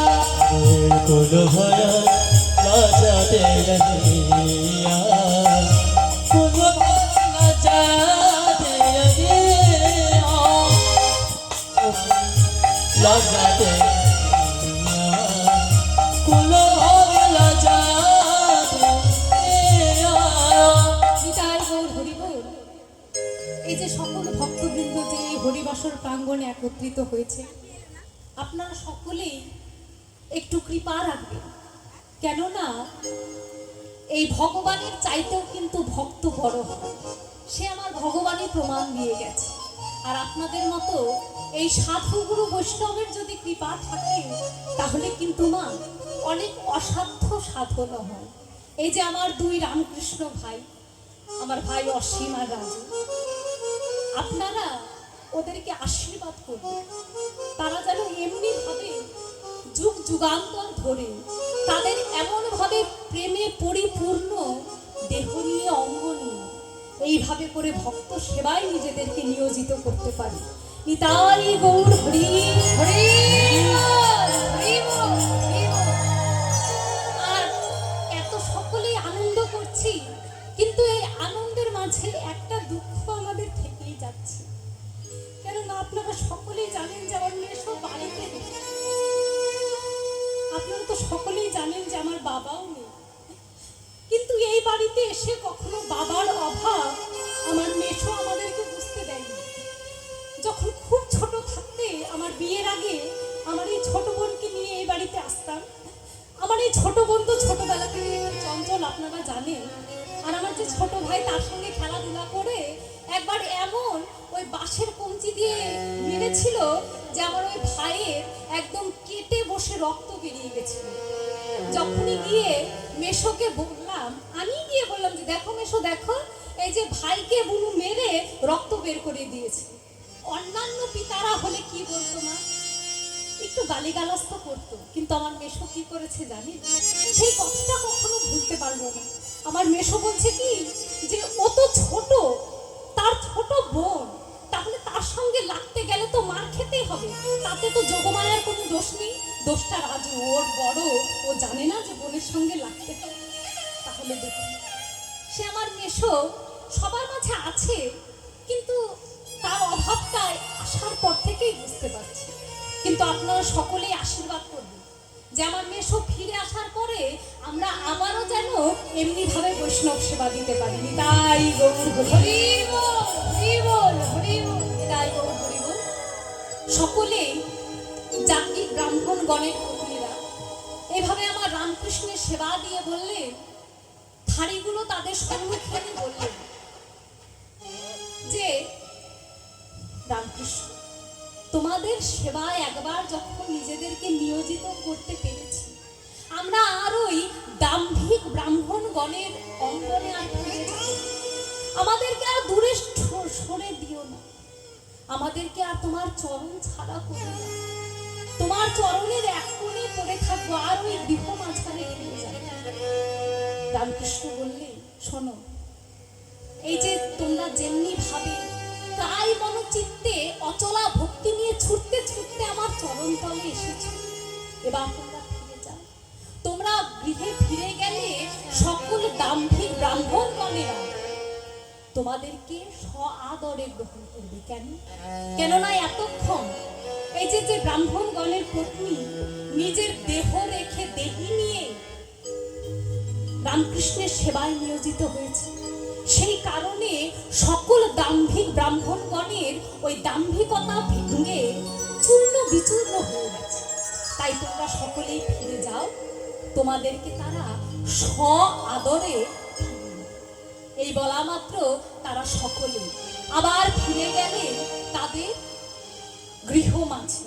আর এইদিকে আমার রামকৃষ্ণ তারা সকল সখাগণকে চৌদিকে বেরিয়ে এইদিকে অগ্রশ্রী বলরামকে বামে বসিয়ে আমার কৃষ্ণ সকলকে কি বললেন? আনিয়া পলাশ বাড়িল আনিয়া পলাশ বাড়িল আনিয়া পলাশ বাড়িল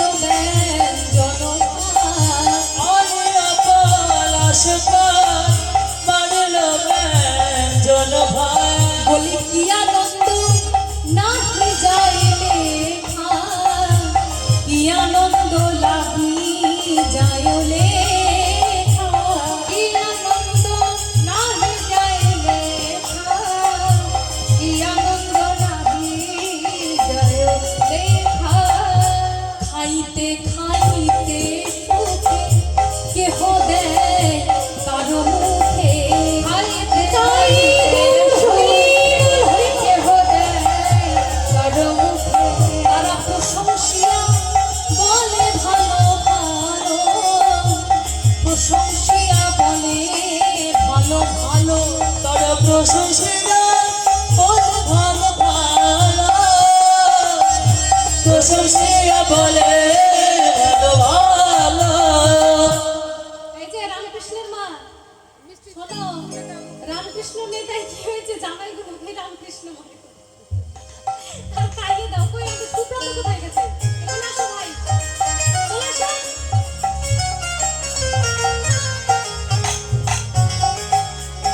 তাই গৌর হরি বল, এত সুন্দর ওই চাকরি বিশ্বজিৎ কেমন আকাশে মনে হয় বিশ্বজিৎ আছে ওই বিশ্বজিৎ যে এখানে ছিল এতক্ষণ কোথায় গেল? এই শিল্পা,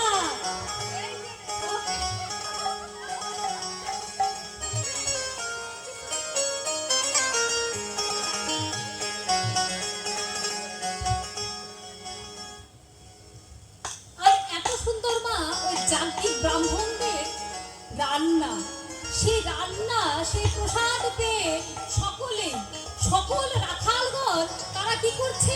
পক্ষ তালি দিয়া দিয়া আনন্দে জয় দিয়া কোথায় দিয়া দিয়া আনন্দেতে ভুলিয়া পক্ষ তালি দিয়া দিয়া আনন্দে ভুজইয়া কপতারি দিয়া দিয়া আনন্দেতে ভুলিয়া সুখের সাগরে সবে ভাসে গো সুখের সাগরে সবে ভাসে ওগো সুখের সাগরে সব ভাসে সুখের সাগরে সব ভাসে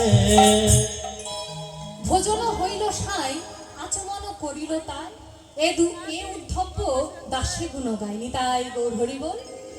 সকলে ভোজন করে আচমন করে আবার সকলে তারা গোঠো খেলায় মেতে রইল।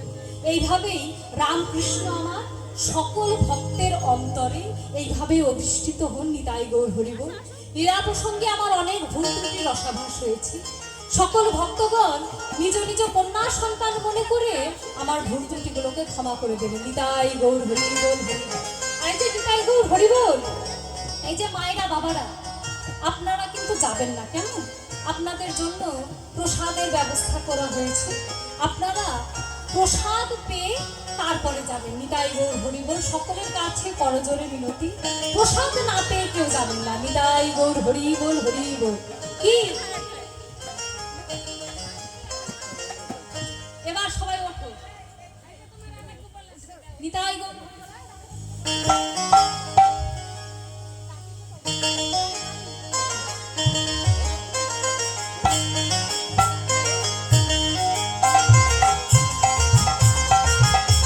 এই যে মায়েরা শোনেন শোনেন, একদম উঠে কিন্তু ওই হুড়োতাড়া করলে হবে না। ও যে যার জায়গায় আছেন, যারা বসে আছেন আছেন, যারা দাঁড়িয়েছেন দাঁড়িয়েছে। এখন আমরা সকলেই এই যে রামকানাইয়ের সেবা দিলাম, আমাদের কি কম আনন্দ? আমরা সকলেই কিন্তু একটু ভজনের সঙ্গে নৃত্য করব, কেমন বাবা? হবে তো?